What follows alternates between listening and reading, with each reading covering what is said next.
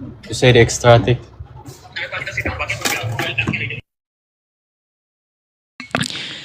ሄሎ ዶስቶ እና እንዴት ናችሁ? እሺ ኤንጅል አሁን የተነሳው ነገር ላይ የምታነሳው ሀሳብ አለ? አሁን ሲያወሩበት የነበረው ጄኔራሊ ማለት ነው። ናቲ አይ ቲንክ ሪፍሌክትም ፈልጎ ነበር መሰለኝ። ያን ያህል ማለት የሆነ ነሰሰሪ ነው ብዬ አላስብም። ማለት አንገብጋቢ የሆነ ነገር አለ በጣም ለሰው ልጆች አስፈላጊና አንገብጋቢ። አንተ ያስቀመጥከው ርዕስ በጣም አንገብጋቢና ጥሩ ጥያቄ ነው ከዚህኛው ዲስከሽን ይልቅ ማለት ነው። ይሄኛው እንዴት ነው አንገብጋቢ አይደለም ያልከው? ናቲ እስኪ አንድ ሚዩትን አንሳ። ናቲ ይሰማሃል?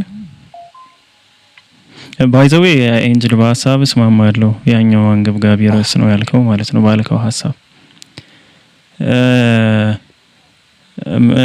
አንተ እንትን ይበል ስላልከኝ ነበር። እሺ ናቲ፣ እና ለአንተ ይሄ ነገር በጣም አንገብጋቢ ነው ናቲ? አይ ቀጥሎ።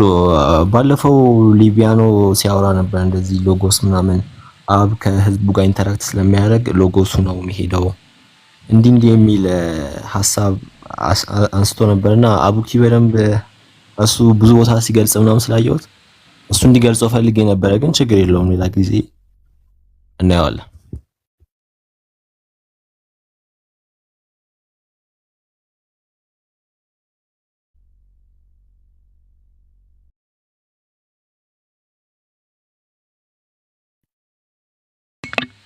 ኦኬሽ አሚር ተመልሰሃል? አንዴ አሚር ይሄን ስክሪንሻት አንተን ይላክልኝና ካለ ሀሳብህን ጠቅልለውና ወደ ርዕሳችን እንመለሳለን።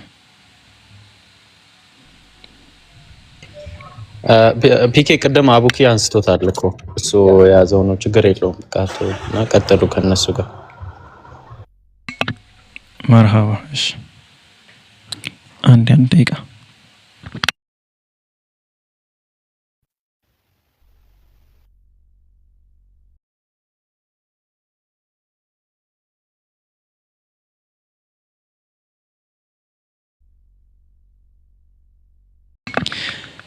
እሺ አሬት ገባው። እዚህ ውስጥ እኮ የኔ ፎቶ ይኖራል እንዴ? ምንድነው እያደረኩ ያለሁት? አንዴ ላጥፋው። እሺ ቆይ እስኪ። አይ አልነበረም። እሺ ኤንጅል እንዴት ነህ? ኔትወርክ ቀይ ያለ እየተመለሰ እየሄደ እየመጣ ነበር። ኦኬ ይቆራረጣል እንዴ? አይ አይቆራረጥም። እኔ ጋር ሲያሳየኝ ነበረ ቀይ። አሁን ፐርፌክት ነው፣ ግን ቀይ ይበራል ይወጣል ይገባ ነበር አንተ ኔትወርክ ማለት ነው። አሁን ምንም ምልክት የለውም። ኦኬ ምናልባት ካስቸገረን አስተካክለዋለሁ። የሀፍታም ነገር ደውለህ ምናምንም ታስተካክለዋ ቴሌያቸው ጋር ማስተካከለው ቀይረዋለሁ ማለት ነው። እሺ ለምን ክርስቲያን ልሁን ይላል። መሰረታዊ የሆነ ጥያቄ ነው የጠየቀው። በተለይ ደግሞ ይህ ጥያቄ የተነሳው ከሙስሊም ወገኖቻችን መሆኑ ወገኖቻቸው አይደለም ኤንጅል ከኔን የተነሳው። እሺ ልሁን ነው እንሁን ሳይሆን ልሁን ነውና ወገኔ ይበለው። ወገኔ ነህ አንተ። እውነትህን ነው። አይ ይሄን ያንተን ጥያቄ የሚጋራ ማንም የለም። ይኖራሉ ግን ፐርሰናል ነው። አሁን ለምን ቅድም ተጠይቄ ስለነበር ነው ኡስታዝ ጀማል እንሁን ለምን አላልከውም ሲለኝ ይሄ የኔ ነው በቃ ይሄ የኔ ፐርሰናል ኩዌሽን ነው ብዬ ወደዚህ ገባሁት። ቀጥል ለማን አዎ ጠቅለለ እንዳደመስሳቸው። ኦኬ ክርስቲያን ለምን መሆን የሚገባህ ምክንያት አንደኛ ሙስሊም እንደመሆንህ መጠን ክርስቲያን የአላህ ሃይማኖት ስለሆነ በእስልምና እና ሙስሊም በእስልምና ያለውን ፐርስፔክቲቭ አይደለም ማወቅ የፈለኩት ኤንጅል። አንድ ሰው ለምን እኔ ክርስቲያን ልሁን ሲል እንደዚህ እንደመሆንህ ብላ አይደለም ጀምሮ በቃ ኖርማሊ ለምን እኔ ፐርሰናሊ እኔ ፒኬ ለምን ክርስቲያን ይሁን ለምን ክርስቲያን ልሁን እኔ? አዎ ካንተ አሁን አንተ የጠየቅከው ሰው አንተ መሆንህን እኮ ስለማቅ ነው። አንደኛ ቁርአንም ራሱ ክርስትና የፈጣሪ ሃይማኖት ተው ቁርአንን ኤንጅል ተው ችግር የለውም ቁርአንን ተው አሁን ስለ ቁርአን ሳይሆን እያወራን ያለ ነው እኔ ለምንድነው ክርስቲያን መሆን ያለብኝ ኤንጅል ለዛ ነው እኮ እንሁን ከሙስሊሞች መምጣቱ ስትል አይ እንደዛ አትበል ያልኩ ቀጥታ ዳይሬክትሊ በእስልምና ሳይሆን የምታብራራልኝ እኔ ለምን ክርስቲያን መሆን እንዳለብኝ አንተ ለምንድን ነው እኔ ክርስቲያን መሆን ያለብኝ እስኪ አንድ ክርስቲያን የሆነ ሰው እኔ ለምን ክርስቲያን መሆን አለብኝ ብሎ እንትን ይላል አንተ በቃ እስልምና ጋር ሳትመጣ ክርስቲያን መሆን እንዳለብኝ መንገር ወይም መስበክ ማትችል ከሆነ ክርስትና ላይ ያሉ ክርስቲያን መሆን እንዳለብኝ የሚነግሩኝ ሰዎች እነሱ ገብተው ይሰብኩኛል ማለት ነው ነብይኪ ምናልባት ምን መሰለ አንደኛ አንተ ለምሳሌ ሌላ ሃይማኖት ቢኖርህ ወይም ደግሞ ሙስሊም ባትሆን ላንተ የሚቀርብ ትምህርት አለ ያንንም ትምህርት እነግርሃለሁ ችግር የለም ግን አሁን አንተ ሙስሊም እንደመሆነ ኤንጅል አንድ ነገር ልንገር ኤንጅል አሁን አንተ እስልምና ክርስትናን ስለሚደግፍ ወይም ደግሞ ክርስቲያን ሆኑ ስለሚል ወይም ክርስቲያን መሆን ያዋጣል ስለሚል ምናምን ብለህ ስታወራ ኮምፕሊትሊ ቴብሉን እያዞርከው ነው ያለው ሶ እኔ ደግሞ ቴብሉን አታዞሮም ነው ያልኩ ያለሁት ገባ አሁን እንደዛ ስትል ነው የት ላይ ነው የሚለው ለሃለው ከዛ ነሳራዎች እንደሚድኑ አይሁድ ነሳራ እንዲሁም ሳቢያኖች አላህን ካመለኩ ምናምን ወደዛ አንቀጽ ተማራኛለህ ያ ለዚህ አይደለም ይሁን ለሃለው እንደዚህ አይነት ነገር ውስጥ ነው መንገባ ስለዚህ እንደዛ ሳይሆን እኔ አሁን እየጠየቅኩ ያለሁት እኔ ለምን ክርስቲያን ልሁን አሁን ቁርአን ላይ ምናምን አትግባ በቃ ምንም ቦታ ላይ አትግባ እስልምና ላይ አትግባ እና ለምን ክርስቲያን መሆን እንዳለብኝ ንገረኝ እንጂ ሐሳብ ጠፍቶኝ ምናምን አይደለም በደንብ ስለገባኝ ነው ሐሳብን ያቋረጥኩ ያለሁት ገባኝ እንጂ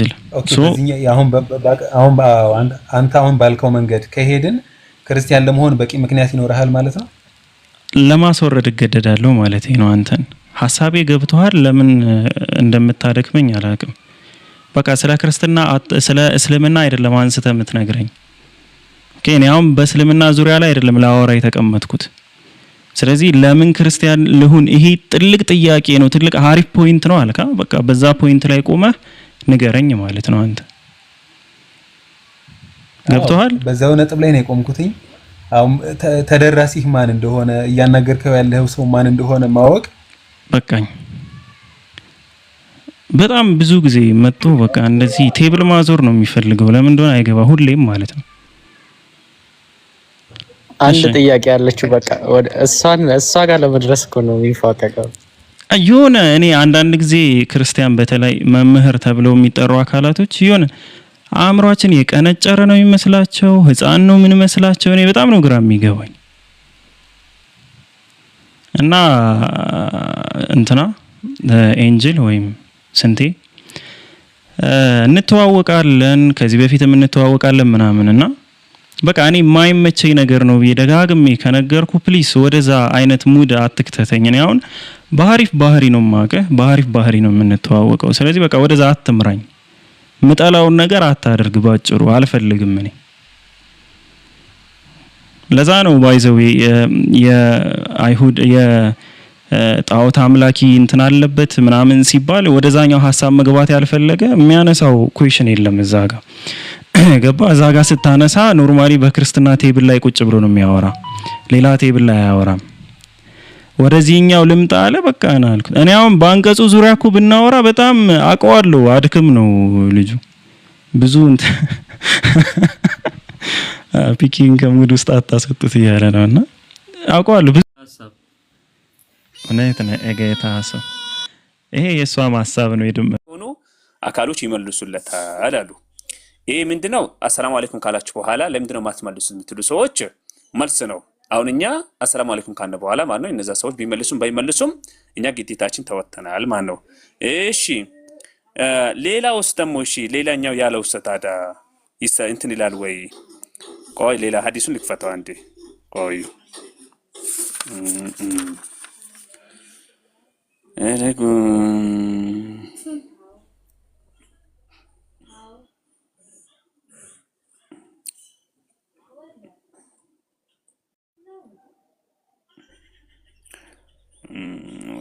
እሺ አናሊ ረዲየላሁ ዐንሁ እሺ اذا مروا ان يسلم احدهم ويجزئ من الجلوس ان يرد احدهم በቃ ያን ሐዲስ አላገኘሁትም በነገራችን ላይ ሌላ ጊዜ ሳገኘው ይመልስላችኋለሁ ኢንሻአላህ። ኦኬ መርሃባ ጀዛከላህ። ያው ለመነሻው ማለት ነው። ጀዛከላህ ምንም እንኳን መጨረሻው ላይ ባንደርስም ፊኒሺንጉ ላይ ትንሽ ይደርሳል። አይ ፖለቲካ አረባዲስ ነው የፈለኩት ነው። አይ ጥሩ ነው። መጀመሪያው ላይ ጥሩ፣ ፊኒሺንግ ላይ ዜሮ። ይሄ ሰው ነው እንዴ? እሺ ለማንኛውም ጀዛከላህ ሐዲሱ ምን ፒኬ ግን ከነ ሰብስባችሁ ታመጣቸው አላ ለዚህ ነገር ምናልባት እኔ የማውቀው በሰላም አለይኩም ዙሪያ ማለት ነው የመላእክቶች አላህ Subhanahu Wa Ta'ala ሰላም በላቸው ብሎ ልከዋቸው አደምን ከዛ በኋላ ያንተም የዝርዮችህም ሰላምታ ነው የሚለው እሱን ሐዲስ ነው የማውቀው። አልአደብ አልመፍሩድ ላይ ያለ ሐዲስ ነው። ምናልባት ሌላ ቦታም ተዘግቦ ይሆናል። እሱን ነው የማውቀው። ጀዛከላህ ኡስታዝ። አይ ባለፈው ትምህርት ስትሰጥ በዚህ ዙሪያ ሰምቻለሁና ችግር የቀለድኩ ነው እንዳታመሩ ሆ። እሺ ክርስቲያኖች ካላችሁ ግን ያው ደስ ይለናል ብትገቡ። አልአደብ አልመፍሩድ አልአደብ አልሙፍረድ ጀዛከላህ ረያን ከኋላ ይመጣ አይናወጣሉ። ጀዛከላህ አይ ወይው ምን ይላል መሰለ አሊ ረዲየላሁ ዐንሁ يجزئ عن الجماعه يجزئ ማለት ምን ማለት ነው? ያጠቃልለዋል عن الجماعه جماعات اذا مروا ان يسلم احدهم ويجزئ عن الجلوس ان يرد احدهم ከሰዎች መካከል ማለት ነው። አንዱ ሰላም አለይኩም ብሎ በጀማዓት መካከል ከዛ በኋላ አንዱ ከመለሰ ራሱ ይተካከሉ ጀማው ለጀማው ማለት ነው። ግዴታ ሁላቸው መመለስ የለባቸው የሚያስይዘን ወራዋሉ ባይሐቂ ኢማም ባይሐቂ የዘገቡት ሐዲስ ነው። አዎ አትበል ሰው ይገባባክ ገብቶኛል። የት ላይ ነው የሚገኘው ሐዲሱ ኡስታዝ? ኢማም ባይሐቂ የዘገቡት ቁጥር ስንት መሰለ? 477 ምን ኢማም ባይሐቂ የዘገቡት ነው ሹዕበቱል ኢማን በሚል ነው የዘገቡት። ጀዛከላህ መርሐባ እጽፈዋለሁ።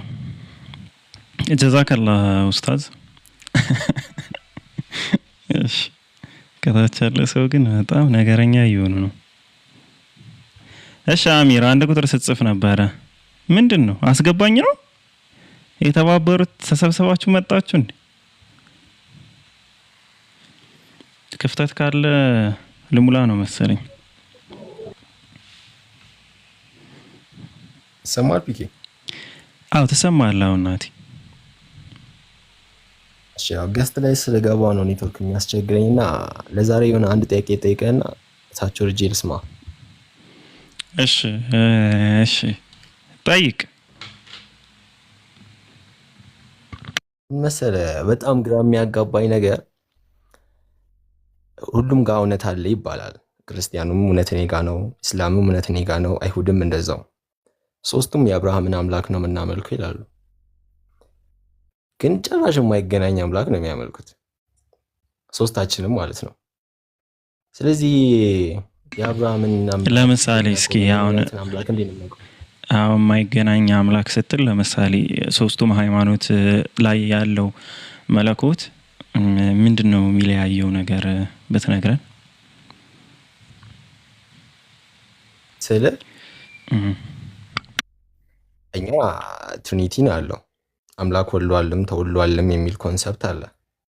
እናንተ ጋር ደግሞ የለም። ተመሳሳይ ሊሆን አይችልም።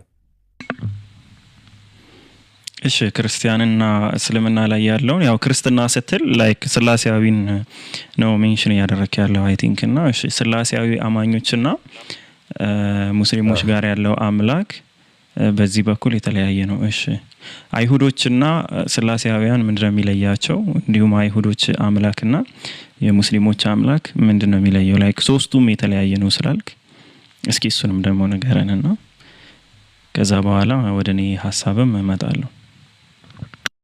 ስለ ፖይንት እኮ በዚህም ሆነ በዛም አምላክ አንድ ነው።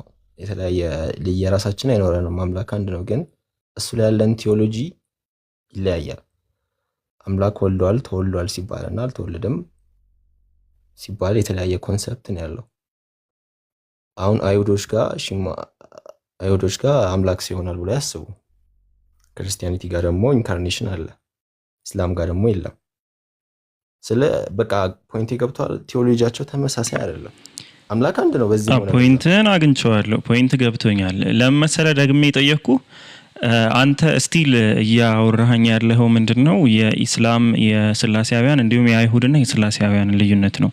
የአይሁድና ኢስላም ጋር ያለው መለኮታዊ አስተሳሰብ ልዩነት እሱም ፓርት ነው ያልነካህልኝ። እኔ ደግሞ ሶስቱም ይለያያል ስትል ላይክ ምኑ ነው የተለየው የሚለውን ዲቴል ማወቅ የፈለኩት በይሁዲ እምነት ያለውን መለኮትና በእስልምና ሃይማኖት ላይ ያለውን መለኮት ጋር በተገናኘ ምንድነው ልዩነቱ? እንደኔ አሁን ከሶስቱ አብርሃሚክ ሪሊጅን ከሚባሉት ሙሉ በሙሉ በቃ አፈንግጦ የወጣ ብዬ የማስበው እኔ ስላሴያዊ አመለካከት ነው። ከመሃል ያለው ፓርቲ ስላሴያዊ የሚባለው ከሱ አፈንግጦ ወጣል ነው። ለዛም ነው በመለኮት ዙሪያ ልዩነት የመጣው። በመለኮት ዙሪያ ማለት ምን ማለት ነው? ላይክ አምላክ ነው አይደለም በሚል ዙሪያ ይብል ልዩነት አለ በዛኛው ሰፈር ማለት ነው። ይሁዲ ላይም ብትገባ እስልምና ላይም ብትገባ ያሉ ዲኖሚኔሽኖችን በጠቅላላ ካየህ አምላክ ነው አይደለም የሚል አይነት ልዩነት ያለበት ዲኖሚኔሽን የለም። ገባ? የሆነን ፐርሰንት ጠርተህ እገሌ አምላክ ነው አይደለም ብለህ የምትለያይበት አይነት ክፍፍል የለም።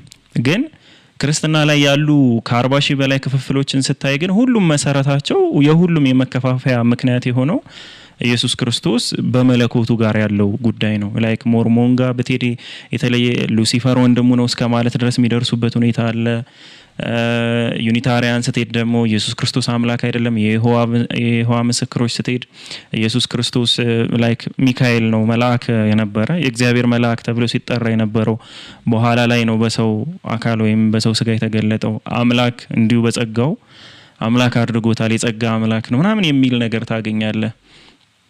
ኦርቶዶክስ ላይ ስትመጣ የባህሪ ልጅ የሚባለው አስተሳሰብ አለ ኦርቶዶክስና ፕሮቴስታንት ላይ የአምላክ የባህሪ ልጅ እና እንደዚህ አይነት ብዙ ነገሮች አሉ። ገብሬ ኤቲስት ከሆንክ እናስተናግዳለን፣ ግን ይሄ አይደለም። እሺ ታይሙ ላይ ርዕሱ ሌላ ስለሆነ ቶፒኩ እንዳይዞር ታይሙ ይሄ አይደለም። እስከዛ ቁጭ ማለት ትችላለህ መስማት ምናምን። እኔ ባትሪ ሊዘጋ ነው መሰል ፒሲው አንዴ ለሳካ። ኦኬ እሺ እስከዛ መስማት ትችላለህ ገብሬ ኤቲስትም ወይም አግኖስቲክም ከሆንክ እስከዛ እንትን ማለት ትችላለህ። ሶ ምን ልልህ ነው ናቲ እየሰማኸኝ ነው? ወርጄ ልስማህ ስትል ነበርና ሜቢ እየተሰማህ ነው አይደለም? እስኪ ቼክ ላድርግ። ሰማኝ። ጥሩ። አሁን እየተሰማህ ከሆነ ለምሳሌ የአይሁድና እስልምና ላይ አሁን የአይሁድ ራባዮች የምታይ ከሆነ ላይክ ትልልቅ የሚባል ራባይ ኖርማል ዲቤተሮቻቸው ጭምር ማለት ነው ዲቤተሮቻቸው ጭምር የሚናገሩት ምንድነው የሙስሊሞች አምላክ ወይም የአረቦች አምላክ የሚያመልኩትና እኛ የምናመልከው አምላክ ልዩነት የለውም ነው። ከአይሁድና ከሙስሊም ምንድነው የሚለያቸው ካልከኝ እነሱ በቃ የሆነ ነገር ላይ ስታክ አድርገዋል። ያ ምንድነው የተመረጡ ህዝብ የሚለው ፓርት ላይ ስታክ አድርገዋል።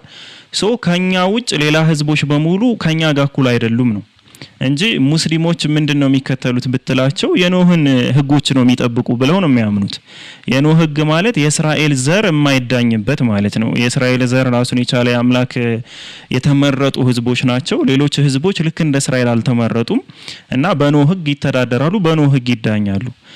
የትኛውም አይሁድ እኔ እስከዛሬ ድረስ ሀበሻም ይሁን ነጭ ማለት ነው ቤተ እስራኤላዊ እስከዛሬ እኔ ያገኘሁትንም በኦዲዮም የሰማሁትን ሙስሊሞች ጀሃነም ይገባሉ ወይ በዚህ እምነታቸው ተብለው ሲጠየቁ ሁሉም አይገቡም ነው የሚሉት። የሚመልሱት ምላሽ ወደ ክርስትና ስታዞረው ግን ሁሉም በአንድነት የሚስማሙት ክርስትና ሃይማኖት የጣዖት አምልኮ ነው በሚለው ነው የሚስማሙት። አይሁድም ሙስሊሙም የሚስማማው በዛ ነው። እኛ በእስልምና ስትመጣ ደግሞ አይሁዶች ወይም እነዚህ እስራኤላውያን በተለይ ሙሳን የተከተሉ ሰዎች የተመረጡ ህዝቦች ናቸው ብለን ስቲል እናምናለን። እኛ የተመረጡ ህዝቦች ነበሩ። ግን የተመረጡ ሲባል ምን ማለት ነው ተብሎ እንትን ሲል የተመረጡ ማለት አማኞች ናቸው የተመረጡት ከዛ ውስጥ እንጂ ከሃዲያኖች ከነዚህ ማህበር ውስጥ የሚካተቱ አይደሉም። ስለዚህ በእምነት ነው መመረጥ የነበረው በጊዜው ማለት ነው። የአይሁድ ዘር ነበሩ፣ በባርነት ነበሩ። ሙሴ ከዛ አወጣቸው። ከዛ ያመኑ ሙሴን የተከተሉ እነዛ ህዝቦች የተመሩ ማለት ነው። ላይክ ይሁዲ ተብለው ተጠሩ። ይሁዲ አሁን ወደ አረብኛ ስታመጣው ሀደ ተመራ ከሚል የመጣ ነው። የተመሩ ማለት ነው እነዛ ህዝቦች።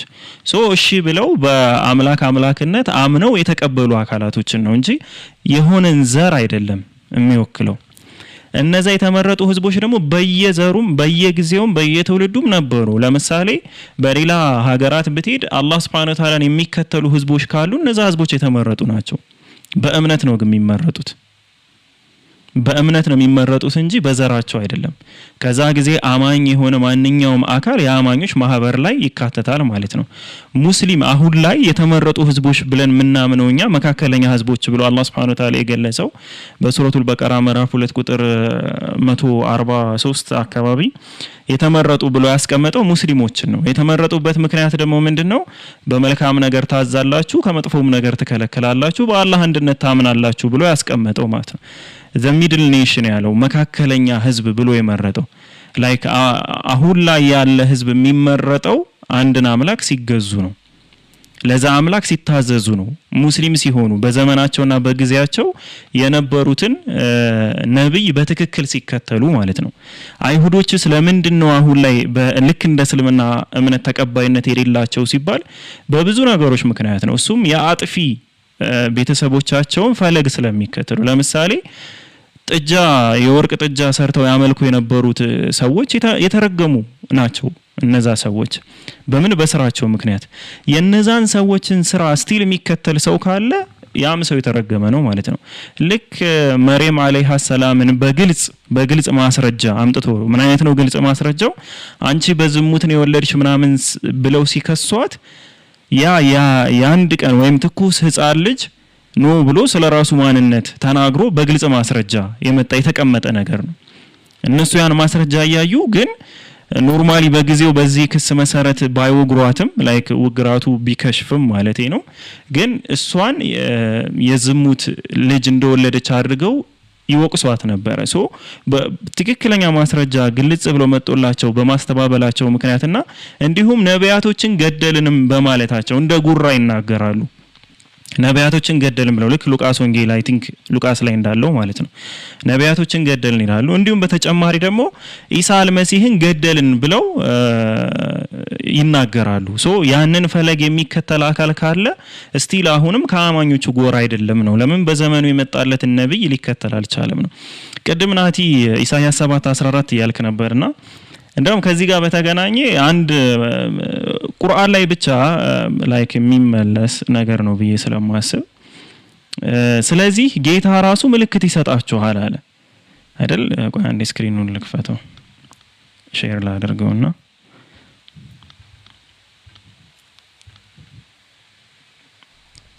ስለዚህም 2000 ኦርቶዶክስም አይቀበሉት እንኳን እኔ ግን ይሁን ስለዚህ ጌታ ራሱ ምልክት ይሰጣችኋል አለ። ያ ምልክት ምንድነው? እነሆ ድንግል ትጸንሳለች፣ ወንድ ልጅም ትወልዳለች፣ ስሙንም አማኑኤል ብላ ትጠራዋለች። አሁን ይህ ትንቢት በቀጥታ ለኢየሱስ ክርስቶስ ነው የተባለው ቢባል ስለዚህ ጌታ ራሱ ምልክት ይሰጣችኋል ነው ያለ። ድንግል ለመጸነሷ እነዚህ ሰዎች ምልክት ይኖራቸዋል ማለት ነው። እግዚአብሔር ያ ምልክት የሰጣቸው ምልክት ምንድነው? አዲስ ኪዳን ላይ መጣ ብታገኙ ምንድነው የሰጣቸው ምልክት? ምንም ምልክት አልሰጣቸውም። አንዲት ሴት በድንግልና ለመውለዷ የሰጣቸው ምልክት የለም። እንዲያውም በድንግልና ወለደች ብለው እንዳያስቡ እና እንዳያምኑ ማለት ነው ዮሴፍን እጮኛ አድርጎ ወይም ባሏ ጠባቂው አድርጎ ሰጣት። የሚጠብቃት ከምንድነው? ከውግራት ነው የሚጠብቃት። ኦኬ ለዮሴፍ የታጨች ነች። ያው በአይሁዶች ባህል መታጨት ማለት ማግባት ነው። የዮሴፍ ሚስት ነች፣ ስለዚህ ከሱን የወለደች ብለው አስበው እሱንም የዮሴፍ ልጅ እያሉ ይጠሩት ነበር ምናምን። እንደ መጠበቂያ አድርጎ ዮሴፍን ነው የሰጣት። ገባ? ግን እዚህ ጋር ትንቢቱ ላይ ግን የሚለው ጌታ ራሱ ምልክት ይሰጣቸዋል፣ እነሆ ድንግል ትጸንሳለች ነው። ስለዚህ በዛ ዘመን የነበሩ እሷ በምትወልድበት ጊዜ የነበሩ ሰዎች በድንግልና ለመውለዷ ምልክት ሊሰጣቸው ይገባል ነው። ካልሆነ ምልክት ሰጣቸዋለሁ ብሎ ምልክቱን ማይሰጣቸው ከሆነማ ትንቢቱን ራሱ አልፈጸመውም ነው ከመሰረቱ። ይሄ ምልክት ምንድነው ስትል የምታገኘው ቁርአን ላይ ነው። እነሱ ከሰሷት። በከሰሷት ሰዓት ግን ኢሳ አለይሂ ሰላም ማንነቱን ገልጾላቸው ነብይ እንደሆነ ወደፊት መጽሐፍን እንደሚሰጠው ምናምን ማንነቱን ገልጾላቸው ያንን ምልክት ስላዩ እሷን አልወገሯትም። አምላክ ሸፋፍኖ አይደለም ያለፈው። ከዛ ኢየሱስ ከተሰቀለ ምናምን በኋላ አይደለም ያለ አባት የተወለደ ምናምን የሚለውን አስተምህሮ በሰዎች ዘንድ ያበራከተው ማለት ነው። ከመሰረቱም በሚከሷት ሰዓት አምላክ አላህ Subhanahu Wa Ta'ala እሷ ከተከሰሰችው ክስ እሷን ጠብቋታል ነው። የጠበቃት ምክንያት ደግሞ ምንድነው? ይህ ህፃን በልጅነቱ ለተጠየቀው ጥያቄ ራሱ እንዲመልስ እሷ ጾመኛ ነኝ እኔ መናገር አልችልም ብላ በጥቅሻ ታወራቸው ነበር። ወደ ህፃኑ ተጠቁማቸው ነበር። እንዴት ገና በከፈኒሳነት ያለ ልጅ እንዴት አናግር ትይናለሽ ብለው እነሱ ሁሉ በጣም ተደንቀው ነበር። ከዛ ግን ህፃኑ ተናገረ። እኔ መሲህ እንደሆነ አላህ እንደላከው በመጥፎ ሁኔታ እንዳልተወለደ በተወለድኩበት ቀን ብሎ ሲናገር ሰላምን በእኔ ላይ ነው ምናምን የዝሙት ልጅ እንዳልሆነ ምናምን አስቀመጠ። የኢየሱስ ክርስቶስን ዘር ሐረግ ግን ሲቆጠር በዛ በኩል ማለት ነው የዝሙት የዘር ሐረጉ ላይ የዝሙት ልጆች ምናምን ይካተቱበታል። እሱ አሁን ሌላ ቶፒክ ነው ልተውና፣ ስለዚህ ምንድነው ምልህ ጎደሎ የሆነ እንትን ነው ያለው ስቶሪ ነው ያለው አንድ። ሁለተኛ ደግሞ አዲስን አምላክ ነው የፈበረኩት። እኮ በጉባኤያት እኮ ነው እንትን ያለው። ኢየሱስ ክርስቶስ ስንት አካል ነበር? ለስንት አካል ነበር የሚገዛ የሚሰግድ የሚጸልይ የነበረው? ናቲ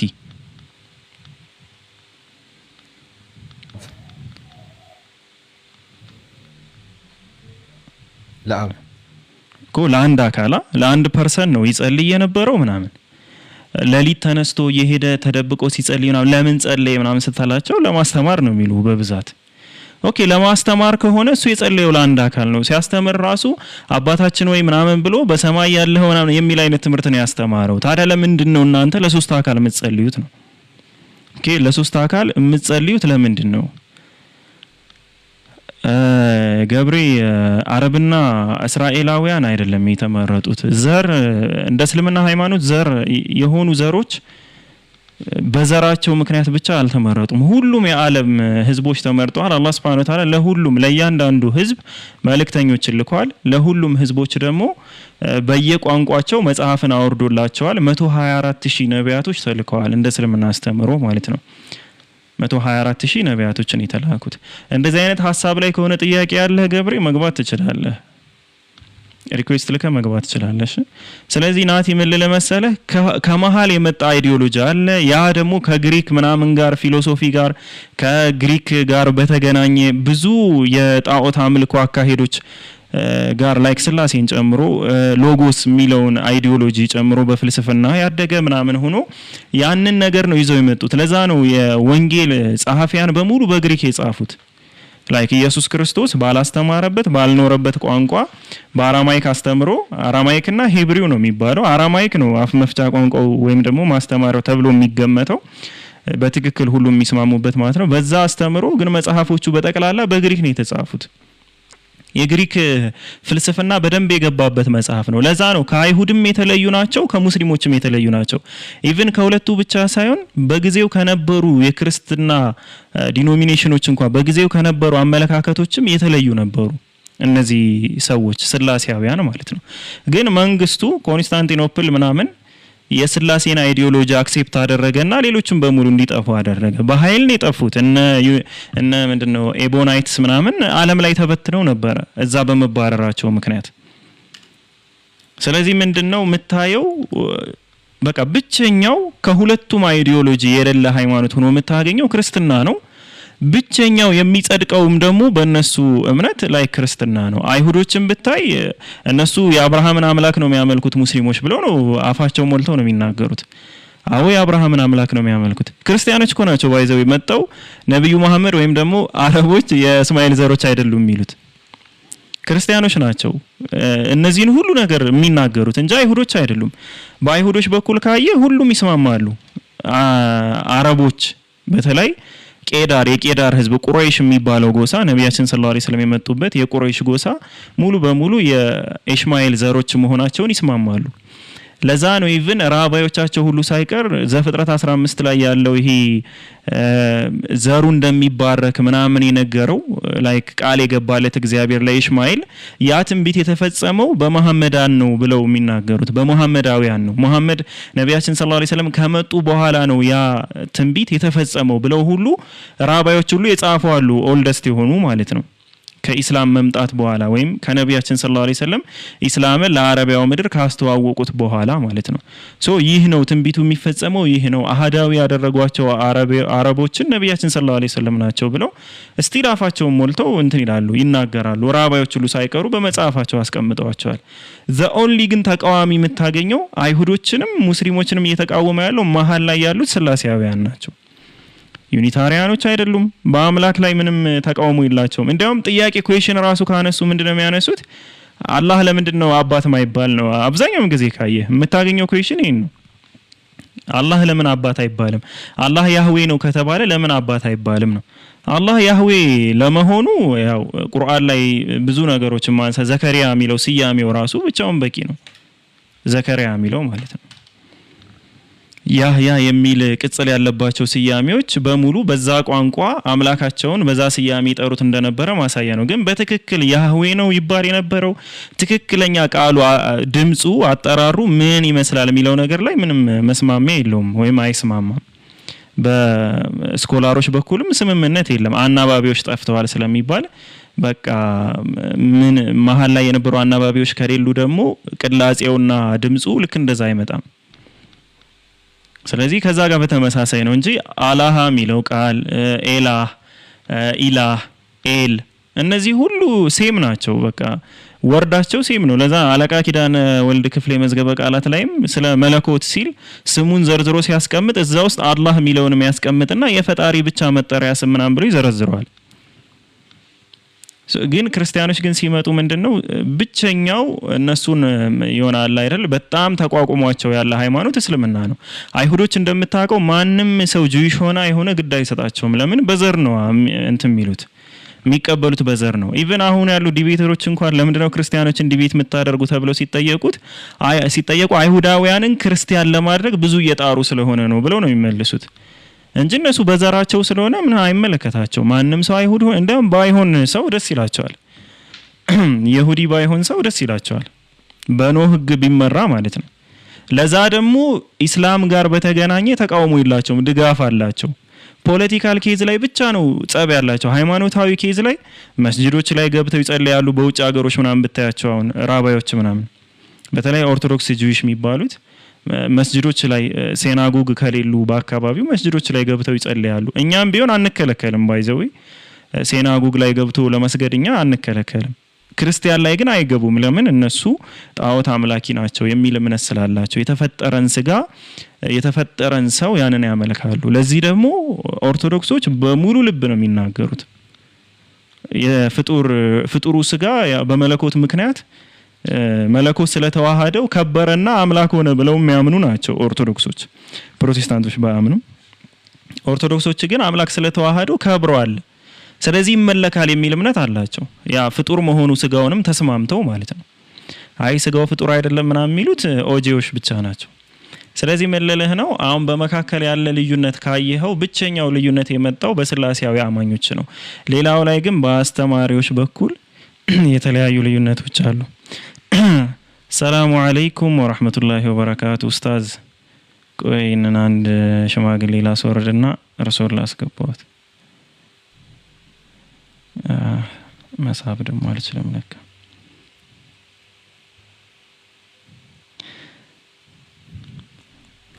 ኡስታዝ ከተመቸ እንትን ላክ ሪኩዌስት ላክ ከተመቸ ፕራይቬት ሆኗል መሰለኝ አካውንት ያው ኢንቫይት ማድረግ አልቻልኩም መሳብ አልቻልኩም መርሃባ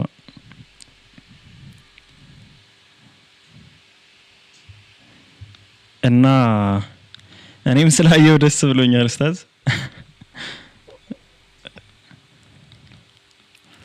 ስለዚህ እንዳልኩ ማለት ነው ናቲ በእነዚህ አይነት ነገሮች ምክንያታዊ ሆነ ካየኸው ምንም ልዩነቶችን አታገኝም በተለይ እስልምና ላይ ያሉ ተቃውሞዎችን ካየ ክርስቲያኖች ናቸው እነሱ ደግሞ ትልቁ ተቃውሟቸው ምንድነው አላህ Subhanahu Wa Ta'ala በመጨረሻው መገለጥ ላይ መሃል ላይ የተሳሳቱ በኢሳ አለይሂ ሰላም አማካኝነት የሳቱትን ህዝቦች ለመመለስ ላተቁሉ ሰላሳ አላህ ሶስት ነው አትበሉ አላህ የሶስት አካላት አንድ ሶስተኛ ከሶስቱ አንዱ ነው አትበሉ እንዲሁም ደግሞ ኦጂዎች ጋርም በተገናኘ እንደዚህ አላህ እርሱ ራሱ ኢሳ አልመሲህ ነው አትበሉ እያለ ብዙ ላይክ ዩኒታሪያን እንትን ትሪኒታሪያኖችንም ዱዋሊዝምንም ብዙ አንቀጾች ላይ ይቃወማል ሁለት አምላክ ሚሉት ለምሳሌ ዞራስተሮች ጋር በተገናኘ ዞራስተር መጀመሪያ አጀማመሩ አንድ አምላክ ነው ከዛ በኋላ ግን የጨለማና የብርሃን አምላክ ምናምን በሚል ወደ ሁለት አምላክ አደገ ያንን ሁሉ አማልክት ሁለት ናቸው አትበሉ ያለ ሁሉ ይቃወማል ቁርአን ላይ ማለት ነው ቁርአን ላይ የስላሴን ኮንሴፕት ሲጥለው የትኛውንም አይነት ስላሴ ነው የልጅ አምላክ ልጅ አለው ሚለውንም በኋላ ላይ የከለከለው ልክ ያህዌ ወይም ኤሎሂም እግዚአብሔር ባል ሚለውን ስያሜ ልክ እንደከለከለው ነው እግዚአብሔር ባል ሚለውን ስያሜ ኢሳይያስ ላይ ለራሱ ፈጣሪሽ ባልሽ ነው ስሙም የሰራዊት ጌታ እግዚአብሔር ይባላል ብሎ ያስቀመጠው በአሌህ ሚለውን ስያሜ በኋላ ላይ ሆሴ ላይ ደግሞ ስታየው ያንን ስያሜ ራሱን ከልክሎት ታገኘዋለህ ከዚህ በኋላ በአሊ አትበይኝ ኢሺ በይኝ ያለ ዕብራይስጥ ቃሉን ራሱ ይቀይሯል ይከለክለዋል የሚከለክልበት ምክንያት ምንድነው ባል የሚባል ጣዖት እነሱ ማምለክ ጀመሩ ባል ማለት በአማርኛው ባል የሚባል ማለት ነው በአማርኛው ባል ማለት ነው ትርጉሙ ደግሞ ፕሮቴክተር ነው ጠባቂ ማለት ነው ያው ሁለት ትርጉም አለው ከሴትና ወንድ ካለው የትዳር ግንኙነት ባሻገር ጠባቂ ማለት ነውና ፈጣሪሽ ባልሽ ነው ሲል ፈጣሪሽ ጠባቂሽ ነው እያለ ነው እግዚአብሔር ፕሮቴክተር ነው ያንቺ ጠባቂ ነው እያለ ነው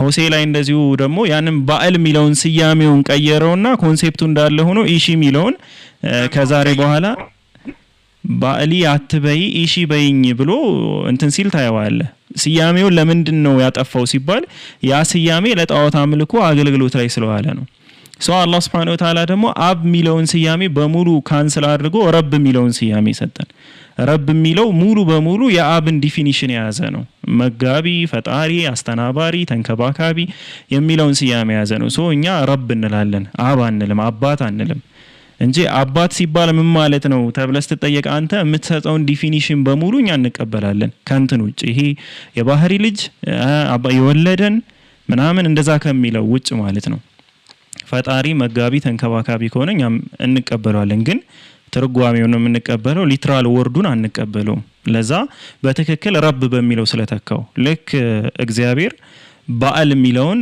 ወደ ኢሺ ሁለቱም አንድ አይነት ባል ማለት ቢሆንም ሲተረጎም ግን ወደ ኢሺ ወደሚለው ተርጉሞታል ነው ባይ ዲፎልት ደግሞ ያ የተተረጎመው ቃል በሌላ ቃል ስለተተካ ያኛው ወርዱ ራሱ ኳሊቲው እንደዛ አይሆንም ለምሳሌ ባል ሚለውንና ኢሺ ሚለውን ሲያነጻጽሩ ኢሺ ሚለው በውስጥ ላይ ፍቅር ያለበት ምናም ብለው ዲፊኒሽኑ ያድጋል ለምን አምላክ ያኛውን ስላወገዘው ማለት ነው ልክ እንደዚሁ አብ ሚለውን አንስተ ረብ ሚለውን ሰሰተው ረብ ሚለው ኳሊቲው በጣም ይጨምራል ባይ ዲፎልት ለምን ያኛው የወረደ ወይም የተወገዘ ስለሆነ የዚህኛው ዲፊኒሽን የምንጠቀምበት መስመር በጣም ያድጋል ይጨምራል ማለት ነው ሶ ከዛ አንፃር አላህ Subhanahu Wa Ta'ala ላይ የሚነሳ ምንም አይነት ተቃውሞ አታገኝም በአይሁዶች በኩል በክርስቲያኖች በኩል ግን ብዙ ተቃውሞዎችን ታያለ ለምን እነሱ ትሪኒታሪያን ናቸው ሶስት አማልክትን ነው የሚያመልኩት ሶስት አማልክት እንደሆኑ ባይዘው ሰሞኑን ከነበርክ ናቲ በትክክል የምታየው ነው አማልክት አይደለም እናመልከው ብሎ ገብተው ሁሉም አማልክት መሆናቸውን መስክሮ ነው የወረደው አማልክት መሆኑን ማለት ነው ኢቭን ጀለስ ኤሊዮስ ራሱ በቀደም መስክሯል እኔ ቪዲዮ አልፖስትም ብዬ ነው እንጂ ትላለ እና ከነዚህ አንፃር ነው ናቲ ይሄንን ካየኸው ባጭሩ ይገለጽልሃል ለማለት ያክል ነው ሌላው ነብያችን ሰለላሁ ዐለይሂ ወሰለም ለኛ ትውልድ የተላኩ ነብይ ስለሆኑ ላይክ ኤቪደንስ ማስቀመጥ መቻል አለባቸው ነው። ሁሉም ሰው አሁን ኢየሱስን የሚከተል ሰው ወይም ኢየሱስን አስተምሮ የሚል ሰው ታሪኮችን ይዞ ነው የሚሄደው። እንዲህ ስለሰራ እንደዚህ ነው፣ እንዲህ ስላደረገ እንዲህ ነው። ሙሴንም ጋር በተገናኘ እንደዚሁ ታሪኮችን ይወስድና ባህርን ለሁለት ስለከፈለ ሙሴ ታላቁ መምህራችን ወዘተ ነው። ሶ ያ ለነሱ ከሆነ ለኛ ምንድነው የሰጠን የሚለውን ነገር ስታመጣ ነብያችን ሰለላሁ ዐለይሂ ወሰለም ታገኛለህ። ኢቭን የህይወት ታሪካቸውን ብቻ አይተ በ24 አመት በ23 በ22 አመታት ብቻ ይህንን ሁሉ ነገር መገንባታቸው ላይክ ካስተምህሮ ብትሄድ የማታገኘው አስተምሮ የለም እስልምና ላይ ያለ ግን ሌላ ቦታ ላይ በፍጹም የማታገኘው ነገር በጣም ብዙ አለ። ለምሳሌ ንጽህና ልትወስድ ትችላለህ። ዲቴል እንደ ኢስላም የትም ቦታ አታገኘው። ጥርስ መፋቅ ራሱ አታገኘውም ከኢስላም ውጭ። አሁንም በአለማችን ደረጃም ክሬዲቱ የተሰጠው ለነብያችን ሰለላሁ ዐለይሂ ወሰለም ነው። የጥርስን መፋቅ ወይም ጥርስን ማጽዳት ያስተማሩ በሚል ማለት ነው። ስቲል ሙስሊም ግኝቶች ከሚለው ዝርዝር ውስጥ መታገኘው ያንን ነው። ንጽህና ጋር በተገናኘ በጣም ዲቴል ነው የምታገኘው። ጸሎቶች ጋር በተገናኘ አሁን የዘወትር ውዳሴ ምናምን ይባላል። እንደዚህ ውዳሴ ማርያም እየተባለ ምናምን እንደዚህ ታገኛለህ። እሱ ሁሉ በአንድ ግለሰብ የመጣ ሳይሆን በጣም ብዙ ጊዜያትን የወሰደ ነው። ግን እስልምና ላይ ስትመጣ ግን ከአንድ ሰው ብቻ ነው ሁሉንም ነገርኛ የተማርነው። እያንዳንዱን መለኮታዊ ጉዳይ ጨምሮ እስከታች ድረስ ፊሎሶፊካል የሆኑ እይታዎችን ሁሉ እኛ የምንከራከረው በአንድ ሰው በመጣ አስተምህሮት ነው። ለምን የኛ ነብይ ስለሆኑ ከሳቸው በቃ የኛ ኡማ የኡማው መሪ ናቸው፣ ሊደር ናቸው፣ የዚህ ኡማ ማለት ነው፣ የዚህ ህዝብ። ስለዚህ ከሳቸው ነው ሁላችንም ትምህርቶች የምንማረው። በኢሳ ዘመን ብንሆን ኑሮ እያንዳንዱን ሪፈር አድርገን ምን ጠቅስልህ ነብዩ ኢሳን ነበረ በጊዜው ለሚነሱ አርጊውመንቶች ማለት ነው። አሁን ላይ ለሚነሱ እያንዳንዱ ኩዌሽኖች ግን ለኛ የተላኩትን ነብይ ነው እኛ ምን ጠቅሰው። ከሌላ ነቢያትም እንደዚህ ፉል ፓኬጅ የሆነ ትምህርት ስለማታገኝ አሁን እኛ በመጽሐፍት ደረጃ ብትል የተጻፉ መጽሐፎች የሌሎች ነቢያት የሉም፣ ሊኖሩም አይችሉም። ኤግዚስት ስለማያደርግ ማቴሪያሉ ራሱ ማለት ነው ጠፊ ስለሆነ ከጊዜ አንፃር የነቢያችን ሰለላሁ ዐለይሂ ወሰለም ብቻ ነው ያለው። ሁሉንም ነገር ብትጠይቀኝ ነቢያችን ሰለላሁ ዐለይሂ ወሰለም በሐዲስ ለሃለው ወይ እንደዛ አድርገው ነበር ለሃለው ወይ ቁርአን ላይ አላህ እንዲህ ብሏል ለሃለው ሁሉም ከሳቸው ጋር የተገናኘ ብቻ ነው። እንደዛም ሆኖ ግን ሙሉ ነው፣ የጎደለ ነገር የለውም። ላይክ የጎደለ የሆነ ሐሳብ የለውም። ስለዚህ አሁን ፊሎሶፊካል እነ አልገዛሊ ሲመጡ እነ ኢብኑ ተይሚያ ሲመጡ ሁሉም መሰረታቸው ነብያችን ሰለላሁ ዐለይሂ ወሰለም ሆነው በነብያችን ሰለላሁ ዐለይሂ ወሰለም በተማሯቸው ነገራቶች ነው ያንን አስፍተው ፊሎሶፊን እስከ መምታት የሚደርሱት በአንድ ግለሰብ። ክርስትና ላይ ምናምን ስትመጣ ግን በጣም ብዙ ጸሐፊዎች አሉት፣ ብዙ አይዲዮሎጂዎች አሉት፣ የብዙ ባህል አለው።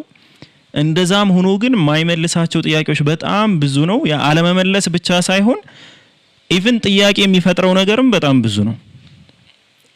ትንሽ አይደለም የምታገኘው።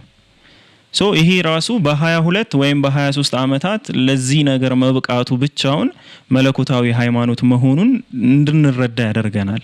ለኛ ከሚሰጠን ኤቪደንስ እንኳን በተጨማሪ ማለት ነው። ይሄ ራሱ ትልቅ የሆነ ነገር ነው። የህይወት ታሪካቸውን ስታየው እስከ 40 አመት የነበራቸው ከዛ ራእይ ከወረደላቸው በኋላ የነበራቸው ማንነት ምናምን ከዛ በፊት አንድ ሰው 40 አመት ሙሉ ሲኖር አንድም ቀን ፈላስፋ ያልነበረ ነው፣ በፍልስፍና የማይታወቅ ሰው በይሄ ጥናት ምርምር አስትሮኖመር ምናምን የሚባሉ እንደዚህ ያልነበረ በቃ ፊዚሺያን ያልነበረ ሰው ድንገት በ40 አመቱ ላይ ተነስቶ የሆነ ቃል አወጣ። ምን አለ? ኢቅራ ቢስሚ ረቢከ الذي خلق الانسان من علق። ይሄንን አንቀጽ አመጣ። ላይክ 96ኛው ምዕራፍ ወይም 95ኛው ምዕራፍ ማለት ነው። አንብብ በዚያ ሁሉም በፈጠረው ጌታ ስም የሰው ልጅ አለቅት ከሆነ ነገር በፈጠረው አለ። እቺ ቃል ብቻዋን ዲፊኒሽን ስቲል እስካሁን ሳይንቲፊክ ሚራክል ተብላ ተቀምጣለች።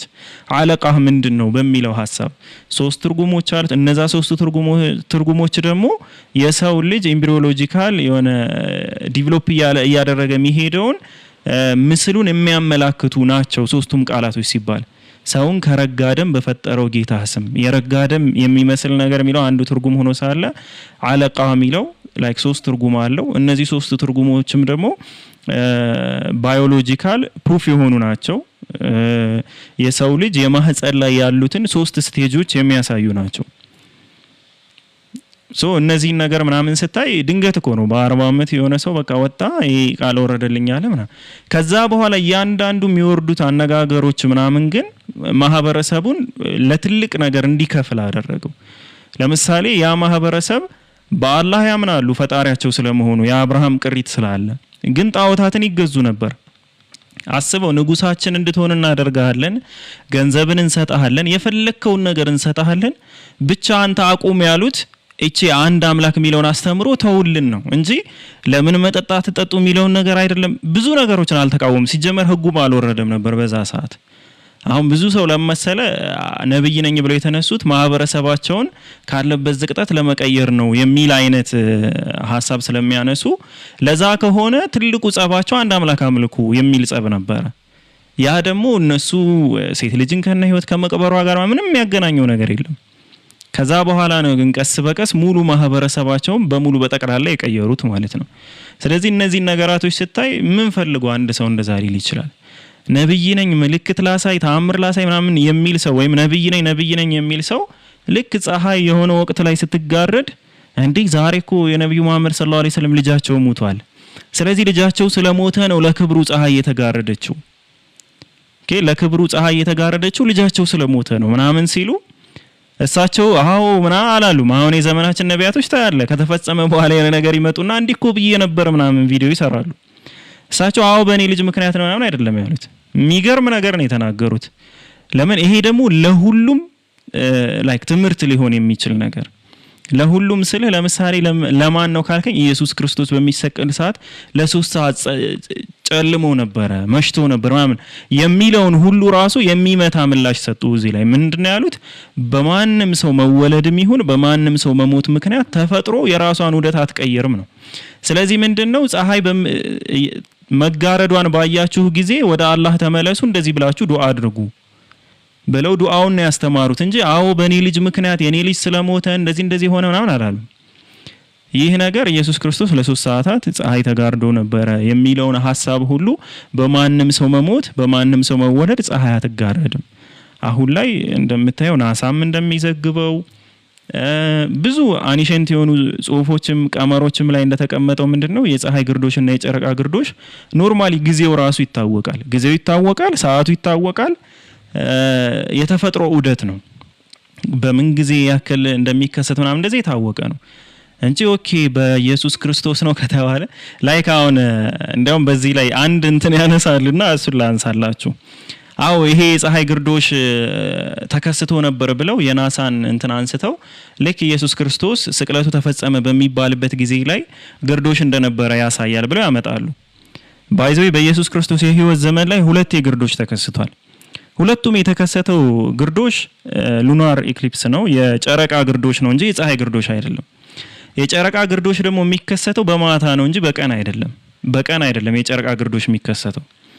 ይህንን የፀሐይ ግርዶሽ ብለው ያመጡታል። ብዙ እዚህ ቲክቶክ ላይ ስቅለት በመጣ ቁጥር ይፖስታል ታያላችሁና አንደኛ የጨረቃ ግርዶሽ ነው። ሁለተኛ እነዚህ ሁለት ወቅቶች ምንድናቸው? አንደኛ ኢየሱስን ሲያሳድድ የነበረው ቄሳር በሞተበት ሰዓት የነበረ ነው፣ ያ የመጀመሪያው ቄሳር ማለት ነው። ሁለተኛ ደግሞ የተከሰተው ኢየሱስ ክርስቶስ ተሰቀለበት በተባለው ጊዜ ነው። ኢየሱስ የተሰቀለው በ6 ሰዓት ነው፣ ለ3 ሰዓት ያክል ነው ጨለመ የተባለው ምንድነው? የፀሐይ ግርዶሽ ነው። ግን የጨረቃ ግርዶሽ ነው የነበረው በሰዓቱ። ሁለተኛ እሺ ኢየሱስን ሲያሳድድ የነበረው ሰውዬ የሞተው እሱስ ምን መለኮት ነበር ማለት ነው? ለሱ ክብርም ፀሐይ ሲጋረድ ጨረቃ ሲጋረድ የጨረቃ ግርዶሽ ሲከሰት መለኮት ነበር ነው ምንድነው? ሁለቱም በቀን የሆነ ነው። እንደውም የንጉሱ ሰውዬ አይ ቲንክ በማታ ሊሆን ይችላል፣ እሱን ቼክ አላረኩም። የኢየሱስ ክርስቶስ በቀን ነው። ቀን ላይ ምንም አይነት ግርዶሽ አልተፈጠረም፣ አልተከሰተም። ይህንን እንኳን ያያይዙታል። ነቢያችን ሰለላሁ ዐለይሂ ወሰለም ላይ ግን የፀሐይ ግርዶሽ እንኳን ተፈጥሮ በማንም ውልደትና በማንም ሞት ተፈጥሮ ዑደቷን አትቀይርም ብለው ነው የተናገሩት። ምንም ተአምር አሳየን ምናምን ወይ ላሳያችሁ ነው ተአምር ምናምን አይሉም። እንደዚህ ብለውም አያውቁም። አንድ ጊዜ ተጠየቁ የጨረቃ መከፈል አሳዩ። ሌሎች ተአምራቶቻቸው ከ300 በላይ የሆኑ ተአምራቶቻቸውን አጠቃላይ ያደረጉት ተአምር ላሳያችሁ ብለው ሳይሆን በአጋጣሚዎች የተፈጠሩ ነገሮች ናቸው። በአጋጣሚዎች ማለት ምን ማለት ነው? ሰዎች በሚራቡ ሰዓት ምግብን በረከት ያደርጉ ነበር። ውሃ በሌለ ሰዓት ከጣታቸው ውሃ ያፈልቁ ነበር። እነዚህ በተለያዩ ክስተቶች ላይ የሰሯቸው ተአምራቶች ናቸው እንጂ ኑ ተሰብሰቡ እኔ ተአምር ልስራላችሁ ምናምን አይደለም። ገብሬ ማታ ብቅ በልሽ። አሁን ስለ ኤግዚስተንስ ኦፍ ጋድ ያወራን ስላልሆነ ማታ ብቅ ማለት ይችላል። እና ናቲ በጠቅላላ ማየት ያለብህ ነገር ላይክ አሁን አንተ በስላሴያዊ አይን ያየኸው ስለሆነ ነው እንጂ ከስላሴ ወጣ ዩኒታሪያንን ብቻ ወስደህ ወይም ደግሞ ላይክ ከስላሴ ኮንሴፕት ውጭ ሆነህ ካየኸው አብርሃሚክ ሪሊጅን ላይ ያሉ ልዩነቶችን አታገኝም።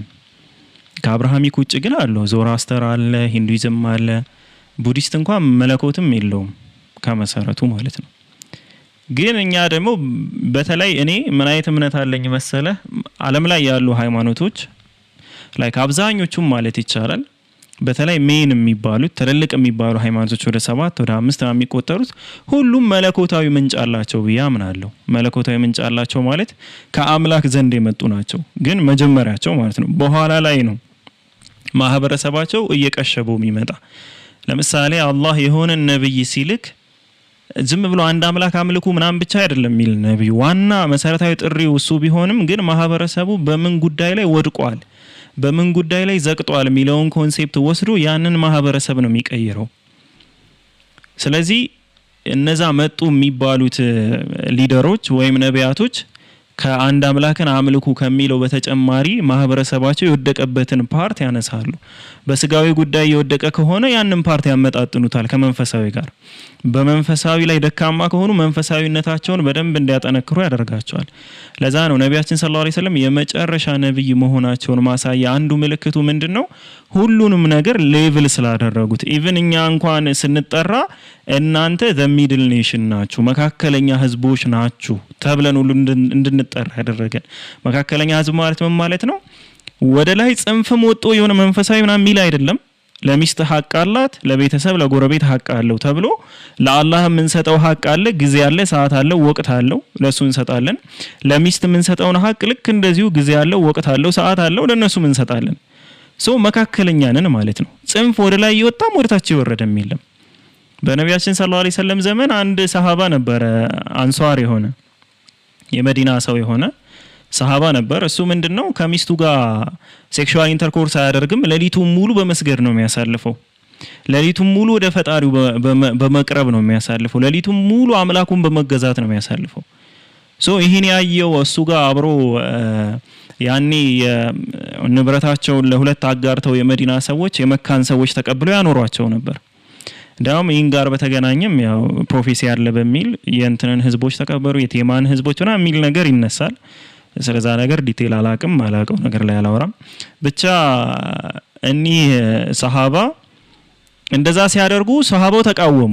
አብሮ ሚኖር የነበረው ተቃወሙ። ለምንድን ነው አንተ ለሚስትህም ጊዜ ማትሰጥ ምናምን አለው። እንዴት ትቃወመኛለህ? እኔ እኮ አምላኬን ነው የምገዛለ። እኔ አምላኬን እየተገዛው ነው፣ ለአላህ እየሰገድኩ ነው፣ ወደ አላህ እየጸለይኩ ነው። ለምንድን ነው እንደዚህ ብለህ የምትቃወመኝ ምናምን ሲለው ሂዶ ለማን ከሰሰ? ለሰልማን አልፋሪስ። ለሰልማን አልፋሪስ ሲከሰው ሰልማን አልፋሪስ ማለት በጣም ትልቅ ምሁር የክርስቲያን ምሁር የነበረ አህዳዊ ክርስቲያን የነበረ የክርስቲያን ምሁር የነበረ በኋላ ላይ በባርነት ተሽጦ ምናምን ባይዘው የሱን ታሪክ ብቻ ብታነበው ወይ ብታዳምጠው ሰልማን አልፋሪስ ብለህ የፐርሺያው ሰልማን በጣም የሚገርም ታሪክ ነው ያለው። በጣም አሳዛኝም ነው። በጣም የሚገርም ታሪክ አለው። የመጨረሻው ነብይ ፍለጋ ምናምን ወደ መዲና በባርነት የንጉስ ልጅ የነበረ በባርነት እስከ መሸጥ ድረስ የደረሰ ምናምን ሰው ነውና ወደዛ ሲመጣ ነው አንተ ለአላህም ጊዜ ያለው ሐቅ አለው የአላህን ሐቅ መስጠት አለብህ የሚስትህንም ሐቅ መሙላት አለብህ። አሁንም ስላልተማመኑ ወደ ነብያችን ሰለላሁ ዐለይሂ ወሰለም መጡና ወደ ነብያችን ሰለላሁ ዐለይሂ ወሰለም ይሄው እኔ ሌሊቱን ሙሉ እጸልያለሁ እሰግዳለሁ እንትን እላለሁ ምናምን ይሄ ሰው ደግሞ ተቃወመኝ። እነዚህ ሰዎች ተቃወሙኝ እና ጥያቄውን ይዘን ወደ ሰልማን ሄደን ነበር። ምን ብሎ ነው የተቃወመ ሲባል ለሚስትህም ሐቅ አለ አለኝ እና ሚስትህን ተነስ እያለ ያሳድረኛል ከሚስቴ ጋር ተነስ ምናምን እያለ ከሚስቴ ጋር ያሳድረኛል። እኔ ደግሞ መስገድ ነው የምፈልገው ምናምን አለ። ከዛ ሰልማን አልፋሪስ ምን አለ ብሎ ነብያችን ሰለላሁ ዐለይሂ ወሰለም ሲጠይቁት ምን አለ? እሱማ ከሚስት ጋር እደር ብሎ ነው የመከረኝ አለ። ከዛ ነብያችን ሰለላሁ ዐለይሂ ወሰለም ሲናገሩ ዕውቀት የትም ቦታ ብትሆን ሰልማን አልፋሪስ ያችን ዕውቀት የማምጣት የሆነ ኃይል አለው ቁዋ አለው ብለው በጣም ሙገሳ ሰጡትና ለሁሉም ሐቅ አለው ብለው ያንን ሰሃባ አስተማሩት። ስለዚህ አንድ ሰው ባለትዳር ሆኖ ሌሊቱን ሙሉ ሲጸልይ ነው ማድረው ሌሊቱን ሙሉ ሲሰራ ነው ማድረው የሚል ሰው ካለ የሚስቱን ሐቅ ስላጎደለ ይጠየቅበታል። ሌሊቱን ሙሉ ነው እኮ አሁን ሄዶ የቂያማ ቀን ላይ አላህ Subhanahu Wa Ta'ala እኔ ሌሊቱን ሙሉ ስገዛህ ነበር ቢለው ሚስቱ ተከሰዋለች። ከዛ አላህ ደግሞ እኔን ሲገዛኝ ስለነበር ምናምን አይደለም የሚስት ሐቅ ራሱን የቻለ ነው። በዛ መንገድ ይዳኘዋል። ለምን ሐቅ ስላለበት። ለዛ ነው እኛ ኡመተን ወሰጣ ተብለን የተጠራ ነው። the middle nation መካከለኛ ህዝቦች የተባልነው። ጽንፍ የረገጠ ምንኩስና ምናምን የሚባል ኮንሴፕትም የለም። በጣም የወረደ ስጋዊ የሚባልም የለም። ሁለቱም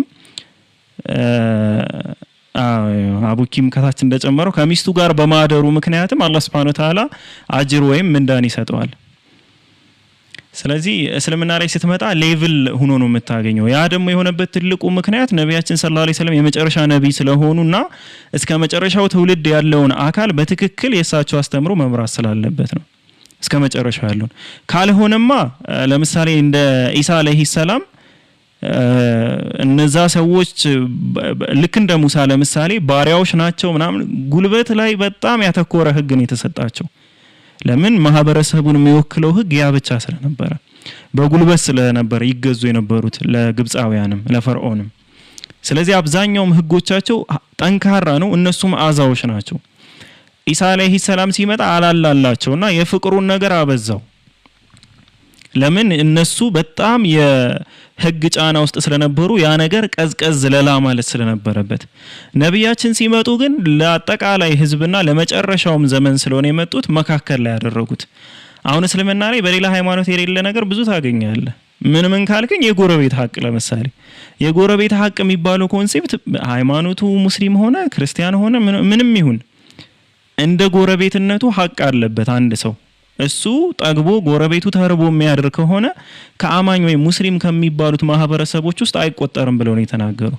ጎረቤቶች ስንት ቤት ናቸው ሲባል በፊት 4 በኋላ 4 በጎንና በጎን 10 ማለት በጎንና በጎንም 10 40 ቤቶች በአካባቢ ያሉ 40 ቤቶች ጎረቤቶች ናቸው ብለው አስተማሩ። ሶ ይቅርታ ማድረግ እንዳለ አሁን የኢስላማዊ የሸሪዓ ህጎችን ብታይ ይቅርታ ማድረግን መጀመሪያ ላይ ቅድሚያ ላይ ነው የሚሰጠው። ከዛ በኋላ ደግሞ ፍትህ ማስፈንን ያመጣዋል። ሙሴ ላይ የነበረውን ህግ የገደለ ይገደል ነው በቃ። መሃል ላይ ቤተሰቦቹ ይቅርታ ማድረግ ቢፈልጉስ እንዲህ ቢፈልግ ምንም ዝርዝር የለውም አታገኝም። ሃርድ የሆነ ነገር ነው። ነብያችን ሰለላሁ ዐለይሂ ወሰለም ላይ ስትመጣ ግን መጀመሪያ ይቅርታን ያስቀድማል። ይቅርታ የሚያደርጉ የተሻሉ እንደሆኑ ምናምን ይገልጻል። ባያደርጉም ግን ኃጢያት የለባቸውም። ፍትህ ማግኘት ስላለባቸው ደግሞ ፍትህ ይሰጣል።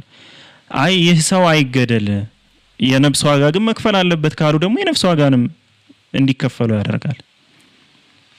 ሶ ሁሉንም ነገር ያማከለ ነው።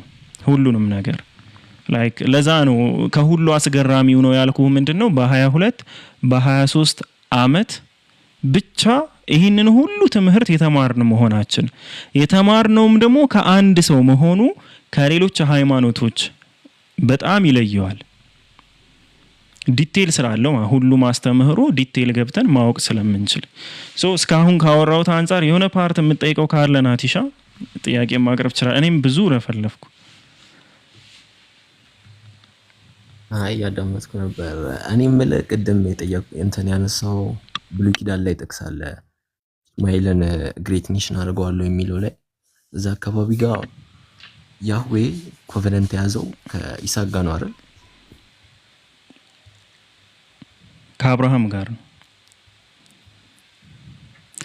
ከአብርሃምም ከይስሐቅም ሶ የይስሐቅ ራሱን የቻለ ኮቨነንት አለ፣ የአብርሃም አለ።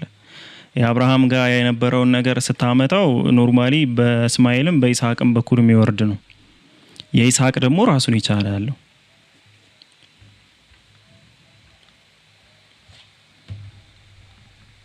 ከእስማኤላይት ውስጥ ነብይ እንደሚነሳ ይናገራል ማለት ነው። ሂብሩ ነብይ እንደሚነሳ አሁን እኔ በነብይ በኩል ያሉትን ምናምን ነገራቶች ከሆነ እሱ ላይ እኔ እንዳልኩ ነው ዲቴል እኔ መጽሐፍ ቅዱስ ላይ አላየሁትም። ግን ኮቨነንት ያልከው ነገር ለምሳሌ ግዝረት ነው አይደል? ምልክቱ ግዝረትን የእስማኤል ዘሮችም ግርዛት አለ እስከ ነብያችን ሰለላሁ ዐለይሂ ወሰለም ድረስ እሳቸውም ያስቀጠሉት ነው ግዝረት ጋር በተገናኘ ማለት ነው። የይስሐቅ ዘሮችም እንደዛው። ይሄ የማን ቃል ኪዳን ነው? በአብርሃም በኩል የተሰጠ ቃል ኪዳን ነው። ሶ የአብርሃምን ቃል ኪዳን እስማኤልን ይመለከተዋል። እስማኤል ጋርም የሚወርድ ነው የዘሩ ቃል ኪዳን ማለት ነው። ለይስሐቅ ብቻ ደግሞ የተገባለት ቃል ኪዳን አለ። ገባ ለይስሐቅ የተገባለት ቃል ኪዳን ደግሞ ስለ መሲሁ መምጣት ምናምን የሚያትተው የሚያወራው ነው። ሶ ያ በእስራኤል በይስሐቅ በኩል የሚመጣ ነው። ግን እስማኤልን በተመለከተ ብቻ እስማኤልን ሜንሽን አድርጎ እጅግም አበዛዋለሁ እባርከዋለሁ እንደዚህ ብሎ ገልጾታል። ሶ እስማኤል የተባረከው በምን ሰዓት ነው? ዩኒታሪያን የሆነው የእስማኤል ዘሮች በጠቅላላ ሲባል የአይሁድ ራባዮች የሚስማሙበት ምናምን ምንድነው? በነብዩ ሰለላሁ ዐለይሂ ወሰለም ዘመን ነው። ብዛታቸውም አሁን ላይ እንደምታየው ነው። የአረብን ብዛት ታያለ። የተባረኩበት ጊዜም ይህንን እጅግ በጣም የበዛውን ትውልድም የመጣበት በማን ዘመን ነው? በነቢያችን ሰለላሁ ዐለይሂ ወሰለም ዘመን ነው። ይሄ እስማኤልን ብቻ ሜንሽን አድርጎ እግዚአብሔር የተናገረው ነው። ስለ እስማኤል ስለ ልጅ ስለ እስማኤልም ሰምቻለሁ ምናምን ብሎ የሚያወራው ማለት ነው። ካገኘሁት አንቀጹን አነብልሃለሁ። እጅግም አበዛዋለሁ ምናምን የተባረከ ሕዝብም አደርገዋለሁ ብሎ እስማኤልን በስም ጠርቶ ማለት ነው እንጂ አሁን ኮቨናንቱ ጋር በተገናኘ የምታመጣው አዎ ይስሐቅ ነው ወይ? አዎ ይስሐቅ ራሱን የቻለ አለው ተሰጥቶታል፣ ግልጽ ነው። የእስማኤልስ በምን በኩል ነው ይመጣ ካልክ በአብርሃም በኩል ነው። አብርሃም ዘሩን ስለተባረከ ማለት ነው። በአብርሃም በኩል ይገረዛሉ። እኔ ከነቢያችን በፊትም የሚገረዙ ይሁኑ አይሁኑ አላቅም፣ ግን ነቢያችን ሰለላሁ ዐለይሂ ወሰለም ግዝረትን አስተምረዋል በትክክል ማለት ነው። ይሄ ደግሞ የኮቨናንቱ ምልክት ነው። ከሳቸው በፊትም የነበረ ይመስለኛል እንደ ባህል አረቢያ ምድር ላይ።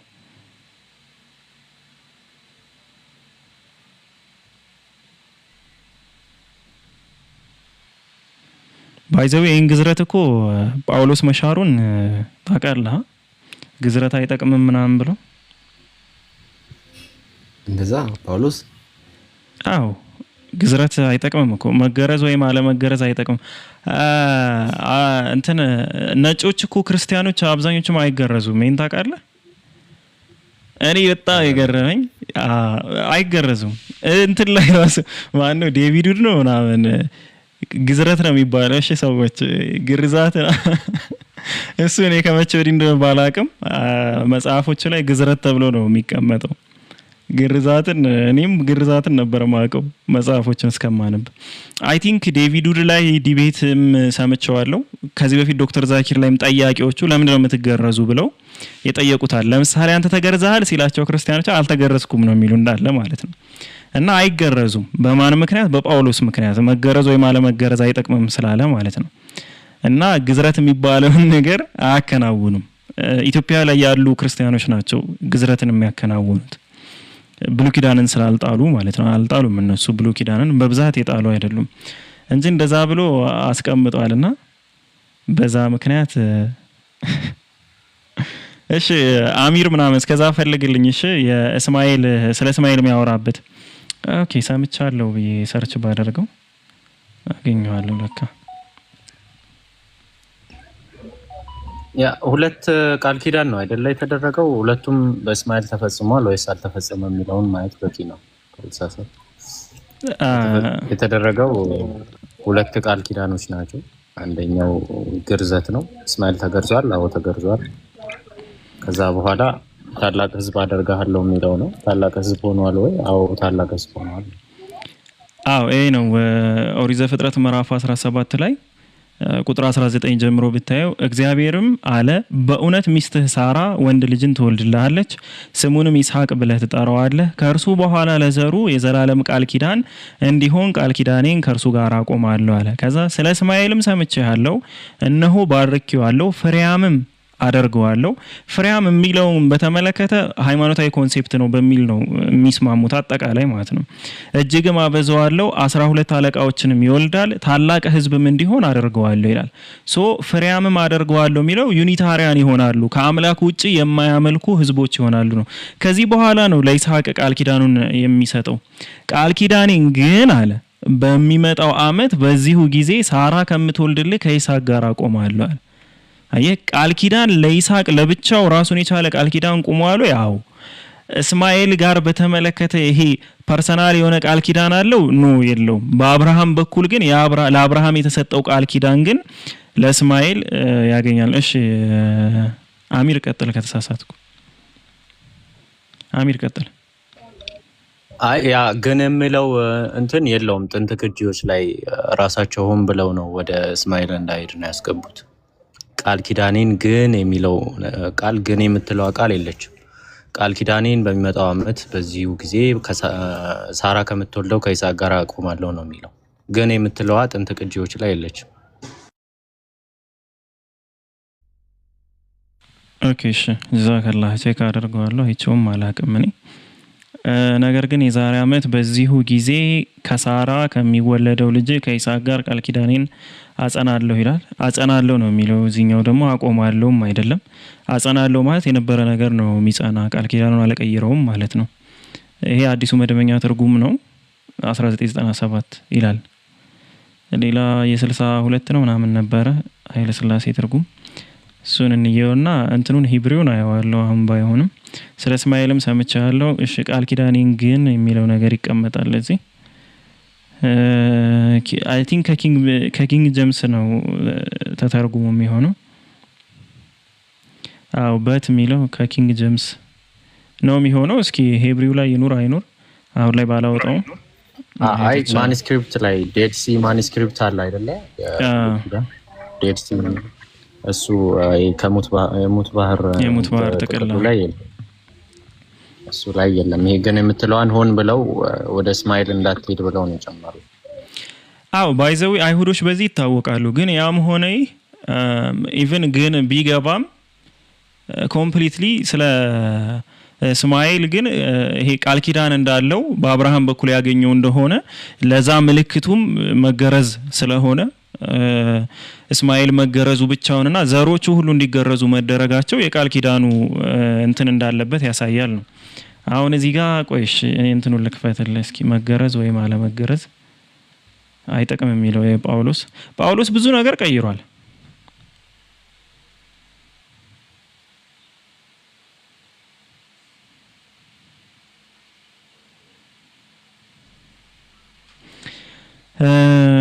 የት ላይ ነው?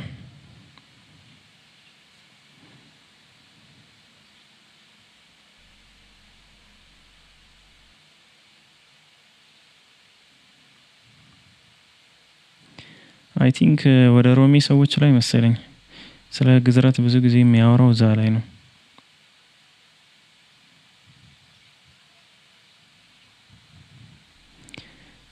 እንደዚህ ይላል። ግን ይሄ ነገር ትንሽ ግራ ያጋባል ጳውሎስ የሚናገረው ማለት ነው። መገረዝ ቢሆን አለመገረዝም ቢሆን ከንቱ ነው፣ የእግዚአብሔርን ሕግ ትእዛዝ መጠበቅ ነው እንጂ ብሎ ያስቀምጣል። ታዲያ መገረዙ ራሱ የእግዚአብሔር ሕግና ትእዛዝ አይደል እንዴ? እና ይሄ ራሱ ትንሽ ግራ ያጋባል። እያንዳንዱ በተጠራበት መጠራት እንደዚሁ ይኑር። ይሄ እንትኖችን ለማካተት ሲል ያመጣው አይዲያ ይመስለኛል። ይሄ እስራኤላውያን ያልሆኑ አህዛብን ማለት ነው። ለአህዛብም አይደል ተልክ ያለው ብሎ የሚናገረው ለዛ ይመስለኛል። አህዛብ ደግሞ ስለማይገረዙ እስራኤላውያን ብቻ ናቸው የሚገረዙት። የአብርሃም ዘሮች ናቸው የሚገረዙት፣ ኢሽማኤላይትና የይስሐቆች ማለት ነው። እሱ ደግሞ ድቅል ነው አይደል? ሮማዊም ነው እንትንም እስራኤላዊም ነኝ አይደል የሚል ከቻልክ እዛው ሮሜ ላይ ሄድና እሺ 6:14 ላይ 6:14-15 where is እንዴ ሮሜ እኮ ነው የነበርኩ አይደል? ከላይ ምንድነው ወደ ቆሮንቶስ የሚለው? እሺ ወደ ሮሜ ስንት 6:15 14 ጀምሮ እስቲ ኃጢአት አይገዛችሁምና ከጸጋ በታች እንጂ ከሕግ በታች አይደላችሁምና እንግዲህ ምን ይሁን? ከጸጋ በታች እንጂ ከሕግ በታች ስላይደለን ኃጢአትን እንስራን? አይደለም። ለመታዘዝ ባሪያዎች እንድትሆኑ ራሳችሁን ለምታቀርቡለት ለእርሱ ለምትታዘዙለት ባሪያዎች እንደሆናችሁ አታውቁምን? ወይም ለሞት የኃጢአት ባሪያዎች ወይም ለጽድቅ የመታዘዝ ባሪያዎች ናችሁ። ነገር ግን አስቀድማችሁ የኃጢአት ባሪያዎች ከሆናችሁ ለተሰጣችሁለት ለትምህርት አይነት ከልባችሁ ስለታዘዛችሁ ከኃጢአትም ልቀጥል። አሚር ተሳስቻለሁ መሰለኝ እኮ ታዲያ አትልም? አታቋርጠኝም እንዴ ታዲያ? ናይ ፋይት ቼክ ላረግ ሄድኩኝ። ከዛ እንትን ገላትያ ላይ 4:5 5:22 እያለ ነው ከታች። እሺ ወደ ገላትያ 4:5 እንደ ልጆች እንሆን ዘንድ ከሕግ በታች ያሉትን ይዋጅ ዘንድ ይሄ ነው። አሁን ያወራው ሐሳብ ይሄ አይደል? ልጆች ስለሆናችሁ እግዚአብሔር አባ አባት ብሎ የሚጮህ የልጁን መንፈስ እኔ ምንድነው እያወራው የነበረ? ያወራውትን ሁሉ አስረሳኝ። 4 አድክሞ እያለ ነው። አይ እንትን ብለህ ነበረ ከሕግ በታች እንት ላልተገረዙት ነው ወንጌል የተሰጠኝ ይላል ምናምን ብለህ ለሱ ነው እኮ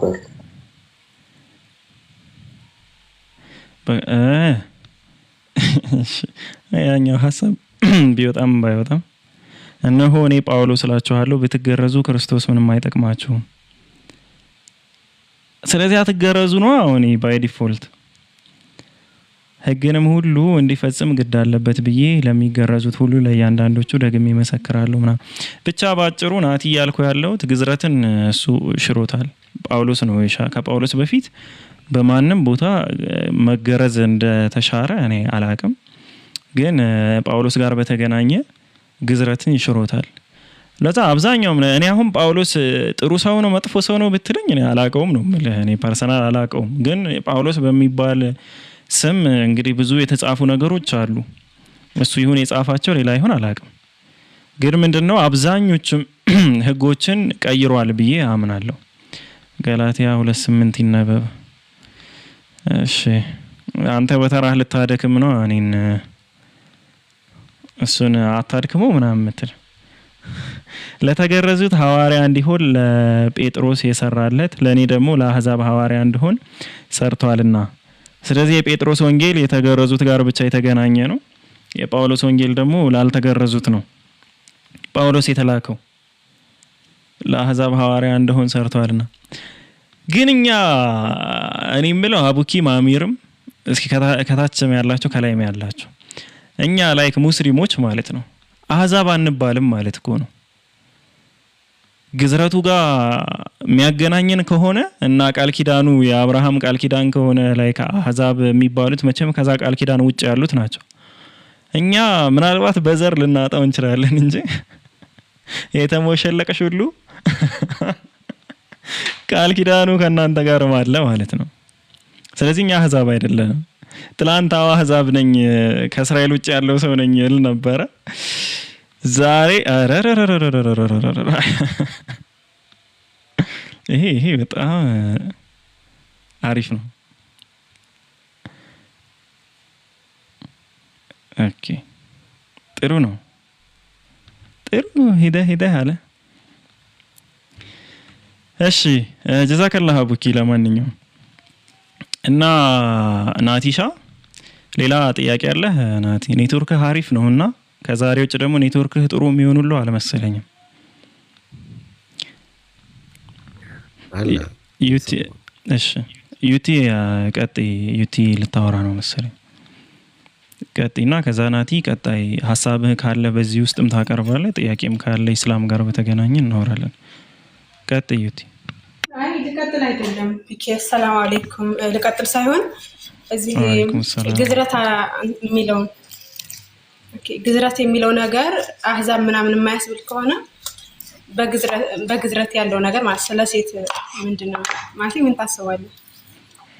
አሕዛብ ሊባል ይችላል አይችልም በሚለው ሴቶችን በመካከል እንግዲህ አብርሃም ሴት ልጅ አልወለደም። ሴቶች ይገረዙ ይሁን አይሁን በአብርሃም ቃል ኪዳን የማውቀው ነገር የለም። ወንድ ልጆችን ነው የወለደው። ግን እንደ ኢስላም ደግሞ በትክክለኛ መንገድ እስከሆነ ድረስ ግርዛት ላይ ግዴታ ባይሆንም ተቀምጧል። ምናልባት አሕዛቢት አለ አቡኪ። ምናልባት እንግዲህ የግዝረቱ ከሆነ አሕዛብ መሆንና አለመሆንን የሚያሳየው እንግዲህ ሴቶች እኮ ብዙ ጊዜ አትቆጠሩም ባይብል ላይ ማን ናችሁና? እናንተ መቆጠር የሚመጣው እኮ አዳምና እንትና ሔዋንና ማርያም ጋር ሲመጣ ብቻ ነው። ከዛ ውጭ ምን ሆዋሪው ዋሪው ነው የሚሏቸው። ዋሪው እናንተ ዋሪው ነው የሚሏቸው እናንተ። እኔ ግን ያው እኔ እንደነሳ አይደለም ማለት። እሺ ቀጥይ።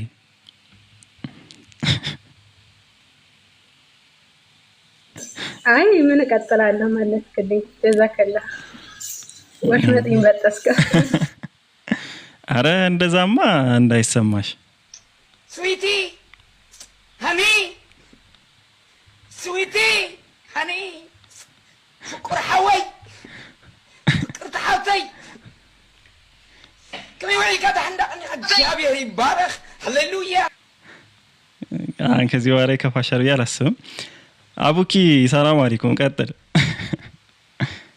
ወአለይኩም ሰላም እንዴት ነው ፊቲ? አልহামዱሊላህ ሰላም ነው አልহামዱሊላህ። እኔ ሲያደርቁ እኮ ዝም ብለህ ለምን ትደረቃለህ እኮ ነው ብቻ። እኔ የምለው ግን አንተ ልክ እንዳልከው ግዝረት የአህዛብ መሆንና አለመሆን ምልክት ነው ማለት። ይሄ ከእንትኑ ጋር ተገናኝቶ ከአይሁድ ውጭ ያሉ ማህበረሰቦች አይገረዙም ተብሎ ይታሰብ ነበር በአስተምሮ ደረጃ ማለት ነው። እና ለአብርሃም ደግሞ የተሰጠው ነገር ደግሞ ምንድነው ከተባለ ከዘርህ ወንድ ሁሉ ይገረዝ ነው የሚለው። የወንድን አስመልክቶ ነው የመጣው ማለት ነውና ሴቶች ቅድም ልክ እንዳለው አንድ እያወራሁ አንድ የሆነ ነገር ቀመስ እያደረገኝ ነው። እሺ እና እንደተባለው ሴቶች ሲምቦሊክ ናቸው። በተለይ ባይብል ላይ ሲምቦሊክ ናቸው። ለምሳሌ ስለ ምንድነው የሚባለው ስለ ውርስ ምናምን ህግ ሲያወራ በዜሮ ነው ዘግቷቸው የሚያልፈው። እና ይሄ የተለመደ ነገር ነው እንደ እንትን ማለት ነው። እንደ እስልምና አስተምህሮ ግን ሴቶችን የተመለከቱ ሁክሞች እንዳሉ ሆነው ሴቶች በወንዶች የሚጠቀሱባቸው ቦታዎች አሉ። ስፔሲፊክሊ ሴቶች የሚጠቀሱበት ቦታ አለ። ስፔሲፊክሊ ወንዶች የሚጠቀሱበት ቦታ አለ። እንዴት መሰላችሁ የሚሰራው? ለምሳሌ አላህ Subhanahu Wa Ta'ala ከወንዶችና ከሴቶች ለዚህ ነገር ሞር አቅራቢያ ያለው ማን ነው ይልና ወንዶች ከሆኑ በወንዶች ይጠቅሳል፣ ሴቶች ከሆኑ ደግሞ በሴቶች ይጠቅሳል ማለት ነው። ይሄ እንደ እስልምና ያለ ነገር ነው። ግዝረትን አስመልክቶ ግን ወይም ይሄ መገረዝ ምናምን የምንለው ነገር ለሶስት ተከፍሎ ይታያል በሴት ልጅ ያለውን ማለት ነውና ከሶስቱ ክፍሎች ሁለቱ ባይ ዲፎልት ሐራም ናቸው፣ አይቻልም። መገረዝ ነው እሱም እሺ ባይዘውሽ መገረዝ ነው የሚባለው። ሁለቱ ሐራም ናቸው። አንደኛው ላይ ፖይንቶች አሉ ያው መደረግ የለበትም የሚሉ እንዳሉ ሆኖ ማለት ነው። እና ሁለቱ ምን አይነቶች ናቸው? አንደኛው የአንዲትን እንስት ወይም ደግሞ የአንዲትን ሴት መራቢያ አካሏ የሚሰፋባት ግዝረት አለ ባይዘው አሁን ድረስ ያለ ማለት ነው። እና በጣም አደገኛ የግዝረት አይነት ነው። የራሱ ስሞች አሉ፣ ሶስቱም ደረጃ አለውና እሱ ሙሉ በሙሉ ስህተት ነው፣ አይቻልምም ጭምር ማለት ነው። ሁለተኛው ደግሞ በጣም በብዛት ከሰውነታቸው ክፍል የሚቆረጥበት ሂደት አለ። እሱም በተመሳሳይ ደረጃ ክልክል ነው። እሺ አዳምጠኝ ተውትና ሌላውን ማለት ነው። እሱም በተመሳሳይ ደረጃ ክልክል ነው። ሶስተኛውና በተወሰነ ደረጃ የሚደረገው ግዝረት ደግሞ ግማሾቹ አይ ችግር የለውም ብሏል፣ ግማሾቹ ደግሞ እንትን የለውም ብሏል። ግን ልክ እንደ ወንዶች ትዕዛዝ የለውም ቢደረግም ባይደረግም ማለት ነው። እንደ ሀገራችን አንዲት ሴት ካልተገረዘች ኢቭን በአሁኑ ህግ ነው እንጂ በቀደምት ህግ ማንም አያጋባትም ነበር። የፈለገ መልከ መልካም ብትሆን መልክ ቢኖራት እንደፈለገች ብትሆን ማንም አያገባትም። ምክንያቱም አደብ የላትም ተብሎ ይታሰባል ያልተገረዘች ሴት ማለት ነው። እና አደብ ስለማይኖራት በቃ ማንም አያገባትም ተብሎ በጣም ረጅም እስከ ቅርብ ጊዜ ድረስ አሁንም በአንዳንድ ክልሎች ያ ፖይንት አለ። አንድ ሁለተኛ ደግሞ ሴክሹዋል ዲዛይሯ በጣም ከፍተኛ ይሆናል ተብሎ ይታሰባል። ሶ እንትን ልትማግጥ ትችላለች ምናምን፣ ስለዚህ መገረዝ አለባት ብለው ያምናሉ። ይሶላቦት ይሄ ቢሊቭ ነው። ግን ያው እንደ ቁርአንና ሐዲስ እኛ ይሄንን ነው የምናምነው ማለት ነው። እሺ ምናልባት ቀደም ዝም ብለህ ነካ አድርገህ ስላለፍከው ፒኬ እንትን ሌላ ፖይንት እንዳይመስል ብዬ ነው። አዎ ብዙ አይዲዮሎጂዎች አሉ እንደዚህ የሚባሉ እንዴ አታውቁም እንዴ? ላብራራው እንዴ በደንብ እኔ እኮ ነክቼ ማለፌ ነው። ቀጥል ፒኬ። እስኪ ትንሽ ገባ በልና በደንብ አይ ቲንክ እኔ እንጃ ሀሳቡ ክሊር ነው፣ ግን ያው ለሁሉም ደግሞ ክሊር ላይሆን ይችላል። አረ በቃን እያለ መደምደሚያው ምንድን ነው ይላል። እንትን እናድርገው፣ ፖይንቶች ላይ እንሄድበት፣ ከፈለጋችሁ ማውራት እንችላለን። በቃን ይላሉ ወንዶች ያልቃሉ ካልተገረዙ ሚልም አለ።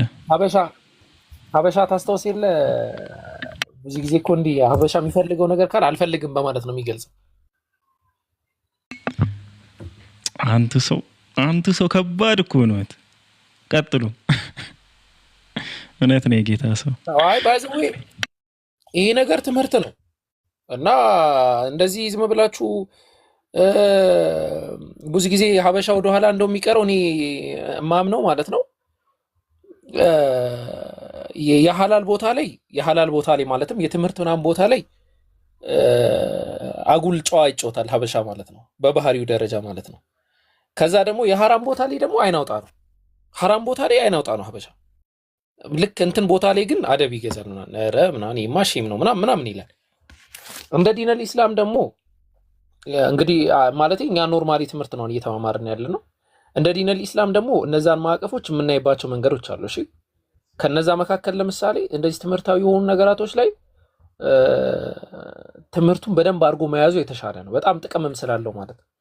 እና ሊትራሊ የሆኑ እስልምና ላይ ራሱ የሚነሱ ጥያቄዎች አሉ። ሰው እነዛን ነገራቶች በደንብ አድርጋችሁ እንትን ማለት አለባችሁ፣ ማወቅ መቻል ይኖርባችኋል። ያለበዚያ ትንሽ ትጎዳላችሁ። እና እኔ ከዛ አንጻር ነው እንትና ሀሳቦችን አንስቼ ሀሳቦቹ ላይ እያወራ ያለሁት፣ ያው ስለተነሳ መወራት አለበት ከሚለው አንጻር ነው። ኦኬ ከዛ አንጻር ነው። ፒኬ ይበቃናል ኢንሻአላህ። እኔም እንትን ሌላ ስራ ላይ ነው ያለሁት፣ ይሄንን ላውራ ብቻ ብዬ ነው የገባሁት። ፒኬ የሚፈቅድልኝ ከሆነ አቡኪ ጥያቄ አለኝ። ለምን አንተ ዝም ብለህ በጣም ሰው ማርከም ትወዳለህ? ከቅድም ጀምሮ ፒኬን መቀመጫ እኔ ፈቅጃለሁ እኔ አንተ እኔ ፈቅጃለሁ።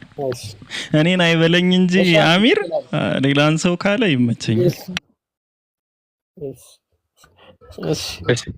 ፒኬ ሐዋርያት ሥራ ምዕራፍ 14 ቁጥር ከ5 ጀምረ እስቲ አንዴ ክፈተውና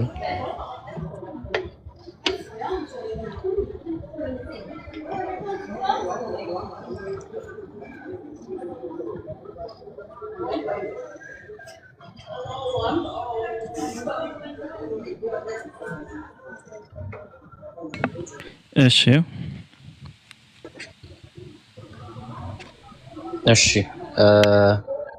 ቅድም እንትን ካልከው ጋር ላያይዘው ስለፈለኩኝ ነው። ምንድነው ይሄ የግሪክ ፍልስፍና የገባበት ነው ምናምን ካልከው ጋርና እዚህ ጋር አህዛብና አይሁድ ከአለቆቻቸው ጋር ሊያንገላታቸውና ሊወግሯቸው ባሰቡ ጊዜ ይላል እንትና ጳውሎስና በርናባስን ማለት ነው አውቀው ልስጥራንና ደርቤን ወደሚባል ወደ ሊቃውንያ ከተማ በእነርሱም ዙሪያ ወዳለው አገር ሸሹ ይላል። አቡኪ ከተመቸ አሁን ላይ ማን ተብለው ነው የሚጠሩት የሚለውን ለማወቅ ነው ቀድሜ ሌላ ነገር እንትን ከማለቴ በፊት። ልስጥራንና ደርቤን የሚባሉት ጀስት ያገኘሁት ሰርች ሳደርግ ያገኘሁት መረጃ ቱርክ ላይ እንደሚገኙ ብቻ ነው። እዚህ ይሄ ነው ጥያቄ፣ ልስጥራንና ደርቤን የሚባሉት። ኦኬ ሁለቱን ከተማ አላቅም። አይ ቲንክ አንደኛው ከተማ ደርቤን ተብሎ የሚጠራው ከተማ ቱርክ ላይ ነው። አሁን ፕሬዘንት ዴይ ቱርክ ላይ እንዳለ አውቃለሁ። ያኛውን ግን አላቅም። እንዳልከው ታሪኩ ከጳውሎስ ጋር የሚገናኝ ነው። ሐዋርያት ሥራ ምዕራፍ 20 አካባቢ ማለት ተመሳሳይ ታሪኩ እንደውም ሰፋ አድርጎ ይጠቅሷል። ከዛ የተቀመጡበትን ጊዜ ምናምን እነዛን ፖይንቶች ምናምን ያነሷል እዛ ላይ እና ከዛ አንጻር ኤግዛክት ፖዚሽኑን አላውቀውም፣ ግን እንደዛ ነው ሀሳቡ።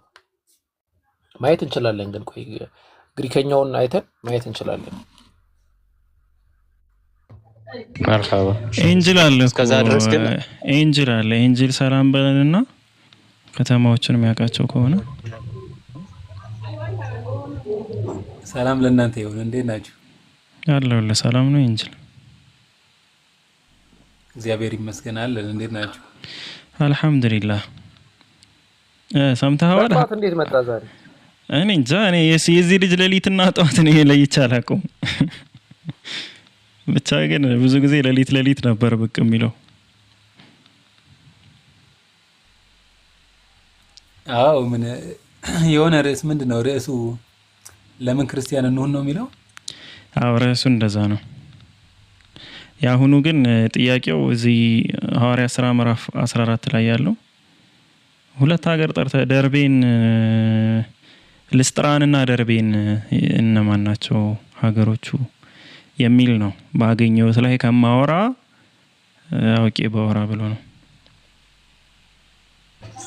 ኖ አይ ሊት እንትን ስፔሲፊክ እንትን ምን ተብለው እንደሚጠሩ ለማወቅ ስለፈለኩ ነው እንጂ ጀስት ቱርክ ላይ እንደሆኑ እንትን ሰርች ለማድረግ ሞክሬ ነበር። ቱርክ ላይ ናቸው ይላል። ግን ሌላም ነገር ያገኘሁት ምንድነው በሰዓቱ እነኚህ ሁለቱ ከተማዎች ማለት ነው በግሪክ ፍልስፍና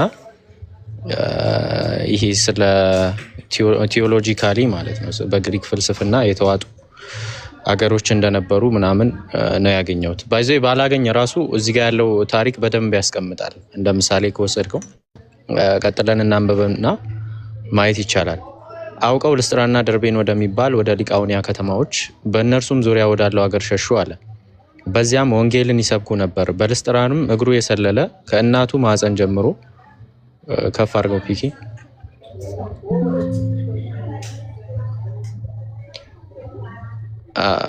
ከእናቱ ማዕፀን ጀምሮ አንካሳ የሆነ ከቶም ሄዶ የማያውቅ አንድ ሰው ተቀምጦ ነበር። ይህም ሰው ጳውሎስ ሲናገር ይሰማ ነበረ። ከፍ አድርገው ፒኬ እርሱም ትኩር ብሎ ተመለከተውና ይድን ዘንድ እምነት እንዳለው ባየ ጊዜ በታላቅ ድምፅ ኦኬ የታስገባው በታላቅ ድምፅ ቀጥ ብለህ በእግርህ ቁም አለው። ብድግ ብሎም ተነስቶ ይመላለስ ነበር። ህዝቡም ጳውሎስ ያደረገውን ባዩ ጊዜ ድምፃቸውን ከፍ አድርገው በሊቃኦንያ ቋንቋ አማልክት ሰዎችን መስለው ወደኛ ወርደዋል አሉ። በርናባስንም ዲያ አሉት፣ ጳውሎስንም እርሱ በመናገር ዋና ስለነበረ ሄርሜን አሉት ይላል። እና የኔ ፖይንት ጀስት ካየኸው አሁን ለምሳሌ ፊሎ አሌክሳንድሪያን ካየኸው አሌክሳንድሪያ ብዙ ምትርቅ አይደለችም ከዚህ ካየሃት ማለት ነው። ለስትራን ከምትባለዋ ወደ 850 ኪሎ ሜትር ነው እንትን የምትለውና ቢፎ ካመን ኤራ ነው። ክርስቶስ ከመወለዱ ከ20 ዓመት በፊት ነው የተወለደው ፊሎ አሌክሳንድሪያ። እንትን ፈላስፋ ነው። በተለይ ስፔሻሊ ሎጎስ ስለሚባለው ኮንሰፕት ኦልሞስት በቃ ሲሚላር በሚባል ደረጃ ሊትራሊ ሲሚላር ነው በምንለው ደረጃ ላይ ምን ይላል? ተመሳሳይ ኮንሰፕት አለው ጆን 1:1 ላይ ያለው ማለት ነው። ዮሐንስ ወንጌል ምዕራፍ 1 ቁጥር 1 ላይ ስላለው ነገር ተመሳሳይ ኮንሰፕት አለው። እና እኔ አሁን ጥያቄ እየፈጠረብኝ ያለው እነኚህ ሰዎች ጀስት ጳውሎስ አንድ ተአምር ስላሳየ ብቻ ሁለቱንም በአንዴ ከመቅጽበት ነው ይሄ ሁሉ ማለት ነው ስም አውጥተውላቸው አምላክ አድርገዋቸው በሰው መልክ አምላክ በሰው መልክ መጥቶ ነው ወደ ምድር ወርዶ ነው ብለው ካሉ በኋላ ገና ወደ ታች ስትወርድ ሊሰውላቸው ራሱ በቃ ከከብት ምናምን ለነሱ ሊሰውላቸው ምናምን ይጀምራሉ። እነ ጳውሎስም እየሮጡ ወደ ቁጥር 14 አካባቢ እየሮጡ ለማምለጥ ምናምን ይሞክራሉ። እና ያው ይሄ ጳውሎስ ግን ይህን በሰሙ ጊዜ ልብሳቸውን ቀደው ወደ ህዝቡ መካከል እየጮሁ ሮጡ ይላል። እና ይሄ እነኚህ ነገራቶች ስታይ ኢየሱስ ክርስቶስን እንዴት እንትን ወደ አምላክነት ቀስ በቀስ እየተቀየረ እንደመጣ ማየት ትችላለህ። ስፔሻሊ ደግሞ ማቴዎስና ማርቆስ ወንጌልን አይተ ዮሐንስ መጨረሻ ላይ የተጻፈውን ዮሐንስ ወንጌልን ስታይ ይሄ ምንድነው ውሃ ውስጥ የተጣለ ማግኔት የለም ብረት ይዞ እንደሚነሳው ሁሉ እንደምንም በግድ የሆነ ጥለውት በግድ ክርስቶስን አምላክ ለማድረግ የሆኑ ነገራቶችን ይዞ እንደተነሳ ስታይ በቃ ኦብቪየስሊ በቃ የሆነ ነገር ከጀርባው እንዳለ ማየት ትችላለህ። ቋንቋውን ራሱ ስታይ ክርስቶስ ያስተማረው በአረማይክና በእንትን ከሆነ በሂብሩ ከሆነ አሁን ደግሞ ኦሪጂናል ማኑስክሪፕት የምናገኘው በግሪክ ከሆነ እነኝን ፖይንቶች ስታያቸው አንዳንድ ጊዜ በቃ ማወቅ ትችላለህ የሆነ ነገር ከጀርባው እንዳለ ይሄ የግሪክ ፍልስፍና እንደገባበት ማወቅ ትችላለህ። እነኚህን ነገሮች ስታይ ይቅርታ አፉ በልኝ አበዛውኝ። ቀጥል ፒኬ። ሐዋርያት ሥራ ምዕራፍ 16ን ክፈትልንማ። በጣም ትልቅ ጥሩና ትልቅ ፖይንት ነው። ውስጡን ልበል ልክፈት። ስንት ላይ ነገር? እሺ ወደ ደርቤና ወደ ልስጥራንም ደረሰ ይላል። ከዛ እነሆም በዚያ የአንዲት ያመነች አይሁድ ልጅ ጢሞቴዎስ የሚባል አንድ ደቀ መዝሙር ነበር ይላል። አባቱ ግን የግሪክ ሰው ነበር አለ። ይሄ ጢሞቴዎስ ማን ነው? ጢሞቴዎስ እንግዲህ ሁላችንም የምናውቀው ሰው ነው አይደል? እና አሚር ለማለት እንደፈለገው የግሪክ ሚቶሎጂ ተጽዕኖ ስር ወድቋል የሚል ሐሳብ ነው ያለውና በጢሞቴዎስም እንደውም ሁለተኛ ጢሞቴዎስ ላይ ጥቅሱ መረም ባላስታውሰው ሳስታውሰው ሰጣችኋለሁ። ሁለተኛ ጢሞቴዎስ ላይ ተጠቅሷል። ሁለተኛ ጢሞቴዎስ ምዕራፍ 3 ቁጥር 11 ላይ ይናገራል ሰውየው ራሱ ማለት ነው። ሁለተኛ ጢሞቴዎስ ምዕራፍ 3 ቁጥር 11 ላይ ማለት ነው። እና እንትን እንደነበረ እዛ ጋር ሄደው እዛ እንዳልተቀበሏቸው ምናምንና አባቱ የግሪክ ሰው ነበር ይላል። የግሪክ ሰው ነበር የሚለው ገለጻ እንግዲህ ግሪክ የሚባል የሆነ አይሁድ ክርስቲያን ምናምን እንደምንለው አይነት እንትን አልነበረም። እንግዲህ ግሪክ በሚቶሎጂ ይታወቃል፣ ከዛ በቋንቋ ደረጃ ይታወቃል። እንደውም በተወሰነ ደረጃ አንድ መጽሐፍ አለ፣ አንድ ትልቅ ምሁር የጻፈው ማለት ነው። በጣም ትልቅ የስነ መለኮት ሊቅ ነውና ጂሰስ ዋዝ ስፒኪንግ ኢዝ ጂሰስ ስፒክ ግሪክ ምናምን የሚል መጽሐፍ አለ እና ኢየሱስ ክርስቶስ ግሪክ ይናገር ነበር ምናምን የሚል እንደዛ ከዛ ጋር የተገናኘ መጽሐፍ ማለት ነውና ግሪክ የሚለውን አንድ ለቋንቋ ሁለተኛ ደግሞ ለቴዎሎጂካል ሐሳብ ነው። እንትና የግሪክ እንደዚህ ነበረ እንትና እንዲህ ነበር ምናምን የሚባለው ማለት ነውና ከዛ ቴዎሎጂ ኢንፍሉዌንስ ለምን አልተደረገም ነው ሐሳቡ። አይ አልተደረገም ደግሞ የሚባል ከሆነ ከነዚህ መልእክታት ዘግይቶ የተጻፈ ደግሞ ሌላ አንድ ወንጌል ደግሞ እናገኛለን። የግሪክ ሐሳብ በጣም የነፊሎ የሎጎስ ፕሮፎሪኮስ ሎጎስ የሚሉት እሱ ሐሳብ የተጠናወተው ደግሞ ወንጌል እናገኛለን። እና ከዛ አንፃር እንዴት ለምን መመልከት አንችልም? ዘን ደግሞ ምን የሚባል ነገር አለ እንትን ይኖርሃል እንዴ ፒኬ? አንድ ወይ የግሪክ ማኑስክሪፕት ወይ ደግሞ የእንግሊዘኛ የባይብል ጽሁፍ። ምን አይነት ጽሁፍ ስትል በአፕሊኬሽኑ ደረጃ ነው? መጽሐፉን አሁን ለምሳሌ ወንጌል ተብሎ ይቀመጥ የለ ከላይ መጀመሪያ ላይ ምን ብሎ እንደሚያስቀምጠው አንዴ እንድናየው አኮርዲንግ ቱ ምናምን የሚለው ነው። እኔ በቡክ ደረጃ የለኝም፣ ፒዲኤፍ ምናምን የለኝም። ግን መጽሐፍ ትችላለህ የሆነ ነገር አሁን እዚህ ጋር አኮርዲንግ ቱ ምናምን ብለህ? አዎ እችላለሁ መሰለኝ እንጃ። ወይ ዳውንሎድ ላድርግላ፣ ጊዜ አይወስድም እኮ ፒዲኤፍ እንትን ለማለት። እሺ አተልቅ። እሺ አተልቅ የሆነ ነገር ላስተካክል ነው። እስከዛ ፒኬ ቴሌግራም ላይ ላኩልን ያውና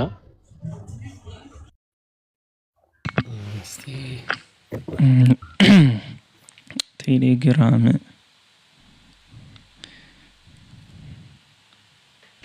ለጊዜው ቻት ጂፒቲ ነው የተጠቀምኩት። ኦኬ መከፍትልህ ነው። ቆይ እሺ ልላከውና ወደ እሱንም ማየት ይችላል። እሺ ወደ ታብሌቱ ልላከውና ቪዲዮ ያስከፍተኛል ብዬ ተስፋ አደርጋለሁ። ኦኬ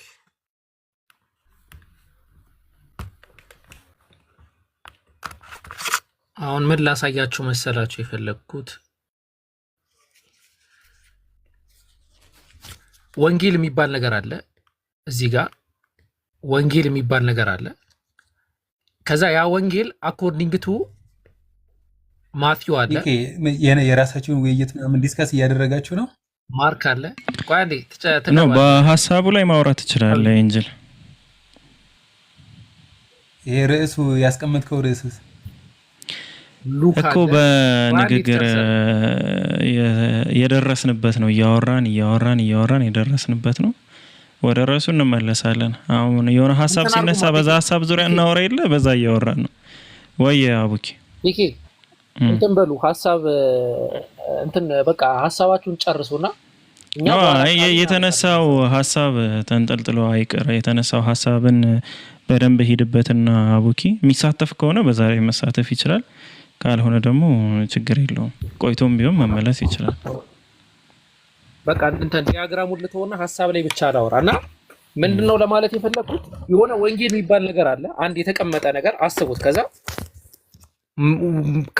በማቴዎስ አተራረክ አንፃር ምንድነው እንደውም ካታ ኢቫንጌሊዮን ማቴዎስ ምናምን ነው የሚለው ግሪከኛው በደንብ አላስታውሰው እና አኮርዲንግ ቱ ማቴዎስ ከማቴዎስ አተራረክ አንፃር ወንጌል እንደዚህ ነው፣ ከእንትና አንፃር ወንጌል እንደዚህ ነው፣ ከምናምን አንፃር እንደዚህ ነው፣ ከእንትና አንፃር እንዲህ ነው ሐሳቡ። ሶ መጨረሻ ላይ ደግሞ የመጣችው የጆን ወንጌል አለ። ከጳውሎስ መልእክታት በኋላ የመጣ ማለት ነው እና ኢንፍሉዌንስ ተደርጓል ወይስ አልተደረገም ነው በግሪክ ሚቴዎሎጂዎች ማለት ነው። ሐሳቡ ከዛ ጋር የተገናኘ ነው።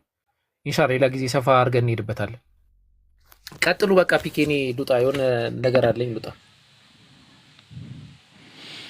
እሺ አውርጄዋለሁ። ልክፈትልህ አሚር? አዎ ክፈተው። አይ ማየት ይቻላል። አንድ የመጨረሻ ፖይንት ሲሆን እሺ። እና እንደውም አናቶሊያናት የሚል ነገር የሆነ ነገር አይቼ ነበር። አንዷ ከተማ ካርታውን አጣሁት እንጂ አቡኪ መጨረሻው ሐሳብ ካለ ጨርስ። እኛ ጥሩ እያወራን ነው ምናምንና ኤንጅል እንትን ካለው እኮ ቆይቶ መመለስ ይችላል። ምንም ችግር የለውም። አዎ እዚሁ ላይ ቢያወራ አሪፍ ይመስለኛል። እኔ ራሱ የሆነ ማረጋው እኮ ናቲም እያለ ነው። ቆይ አንድ አቡኪ ናቲም እዚህ ላይ ቢያወራ አሪፍ ይመስለኛል እያለ ነው። እንደውም አሪፍ ርዕስ ነው፣ አውሩበት አይደል ናቲ? አሪፍ ርዕስ አይደል? ቀጥል በቃ። እሺ እኔ እቺን አሳይቼ ጨርሳለሁ። ትንሽ ቀረብ በማድረግ ብትችል። ኧረ በደንብ እችላለሁ። ይሄ ሲሚላሪቲው ነው። ለጊዜው ቻትጂፒቲ ነው የተጠቀምኩት። ፊሎ አሌክሳንድሪያ የአሌክሳንድሪያው ሰው ፊሎ ፈላስፋ ነው እንጂ እና ክርስቶስ ከመወለዱ 20 ዓመት ቀደም ብሎ የተወለደ ከዛ ካልሳሳትኩኝ በ50 ሴንቸሪ የሞተ ሰው ነውና እሱ ስለ ሎጎስ ያለው በፍልስፍናው ደረጃ ማለት ነው ስለ ሎጎስ ያለው አመለካከት በዚህ በኩል ያለው ነው። ይሄ ፊሎ የሚለው ማለት ነው። በዛ ጆን 1:1 ላይ ያለው ደግሞ ከጎኑ ያለው ነው። ጆን 1:1 in the beginning was the word ሲል logos existed before creation ይላል ፊሎ በተመሳሳይ መልኩ ማለት ነው። image firstborn god divine but distinct ብሎ ያምናል። the word was god ብሎ ደግሞ ጆን 1:1 ያስቀምጥልናል። እንደገና በተመሳሳይ መልኩ all things were made by him ይላል። እንደገና ስለ ይሄንን ደግሞ ፊሎ ምን ይላል? created through the logos ይላል። ሁሉም ነገር በቃል ነው የተፈጠረው ብሎ ነው በቃል በኩል ነው የተፈጠረው ብሎ ነው እና ብዙ ነገር እነኚህን ነገራቶች ስታይ ሲሚላሪቲውን ስታያቸው እነኚህን ነገራቶች በቃ የሆነ ነገር ከጀርባው እንዳለ እንትን ለመገንዘብ በጣም ቀላል ነው ብዬ አስባለሁ። እኔ ይሄን ላጋራችሁ ብዬ ነው። አፎን ቀጥሉ አቡኪ።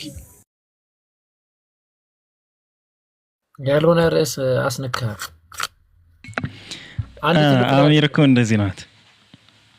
ቀጥል ደግሞ አነካክተው ይሄዳል። አሁን ችግሩ እሱ ነው።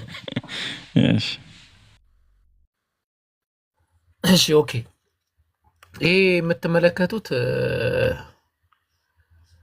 ሎጎስ ጋር በተገናኘ ያው ማስረጃዎች እዛ ላይ ስላሉ ምን እንደሆነ የመናገር እንትን የለኝም፣ ችግር እንትን የለብኝም እና እንደተባለ ይሄ ግለሰብ who had influenced by both Hebrew and Greek thought concerning of the logos እና እኛ ክርስቲያኖች ይላል አንድ ምሁር ነው ይሄንን የክርስቲያን ምሁር ነው ይሄንን የሚናገረውና ቦዝ በሂብሩይና በግሪክ ቶቶች ከሎጎስ ጋር በተገናኘ ቶቶች ላይ እንትን ሆነናል ብሎ ያስቀምጣል እና ምንድነው ኢንፍሉዌንስ ሆነናል እና በዛ ቶት ላይ ከሚጠቀሱ ሰዎች መካከል አንዱ ፊሎ ነው፣ የአሌክሳንድሪያው ፊሎ ማለት ነው። ከዛ ውጪ እነ ሄራክሊተስ ይጠቀሳሉ። ኢቭን ኢፍ ፕሌቶ እሱ ራሱ ተጠቃሽ ነው በሎጎስ ኮንሴፕት ላይ ማለት ነው። ሲሚላር የሆነ ነገር የሚያነሳው ነገር ስላለ ማለት ነው። Another key figure when it comes to the Greek word of the thought and explanation, Plato did not necessarily define the logos as the ምናምን ሄረድሺ but develop the theory upon which the logos concern could easily ምናምን ብሎ ብቻ ፕሉቶ ራሱ እዚህ ላይ ሐሳብ እንደነበረ ያስቀምጣል። ሄራክሊተስ ሞራቦት እንደው ፓወር ነው ምናምን ብሎ ይገልጸዋል። ትልቅ አልቲሜት የሆነ ዲቫይን ፓወር ነው ምናምን ብሎ ያስቀምጠዋልና ጀስት የሱን ሐሳብ እንትን ላድርገው ብዬ ነው። ያው ከዛ በኋላ ይመጣል ይሄ የጆን ኮንሴፕት ማለት ነው፣ እንዴት ተደርጎ ወደዚህ ሐሳብ እንደመጣ ማለት ነው። ኦኬ አሁን ቀጥሉ የምትሉት ነገር ካለ ተቀጥሉ። አቡኪ ግን እንትን ራሱ ፈርስት አፖሎጂ ላይ ጀስቲን ማርተር እንትን ይላል አይደለም፣ ከጁፒተርስ ምንም የተለየ ነገር አላመጣንም ይላል አይደል? እዚህ ስለ ክርስቶስ የሚያወራው ነገር ላይ እኛ ክርስቲያኖች ከጁፒተርስ ወይም ደግሞ ከጣውት አምላካውያን ጁፒተርስ ከሚባሉት ማለት ነው ምንም የተለየ ነገር አላመጣንም ምናምን ብሎ ያስቀምጣል።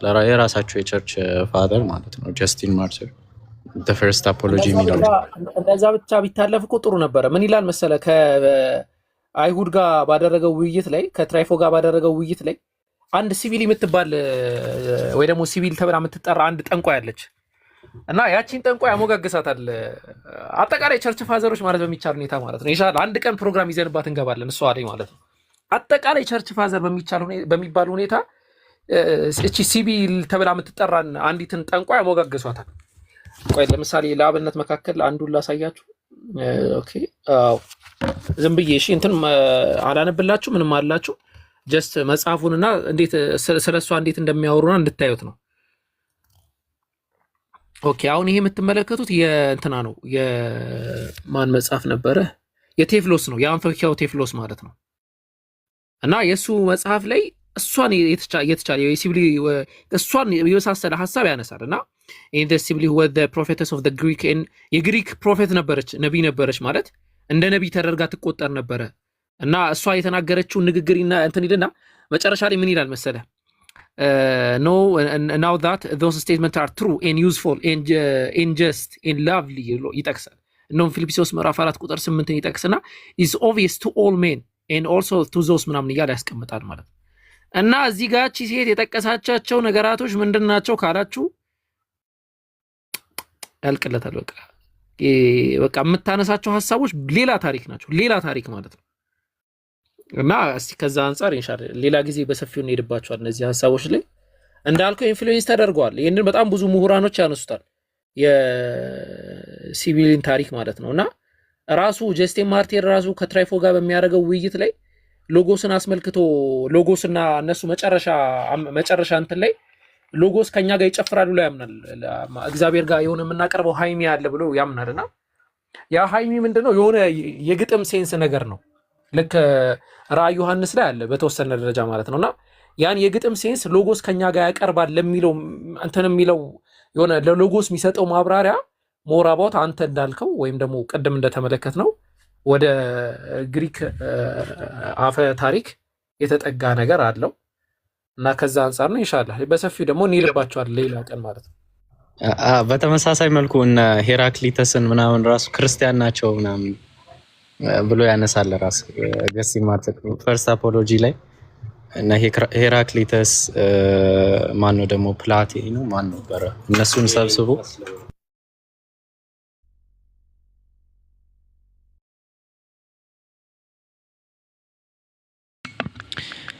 አሚር ተቋርጣል። አሚር ወይ አይ የቀደሙ ነው አቡኪ ያነሳው ይሄው ከመጀመሪያው ጀምሮ ካየው ኦኬ ካም ደ ሳይድ ይቅርታ ሰው መጣብኝ።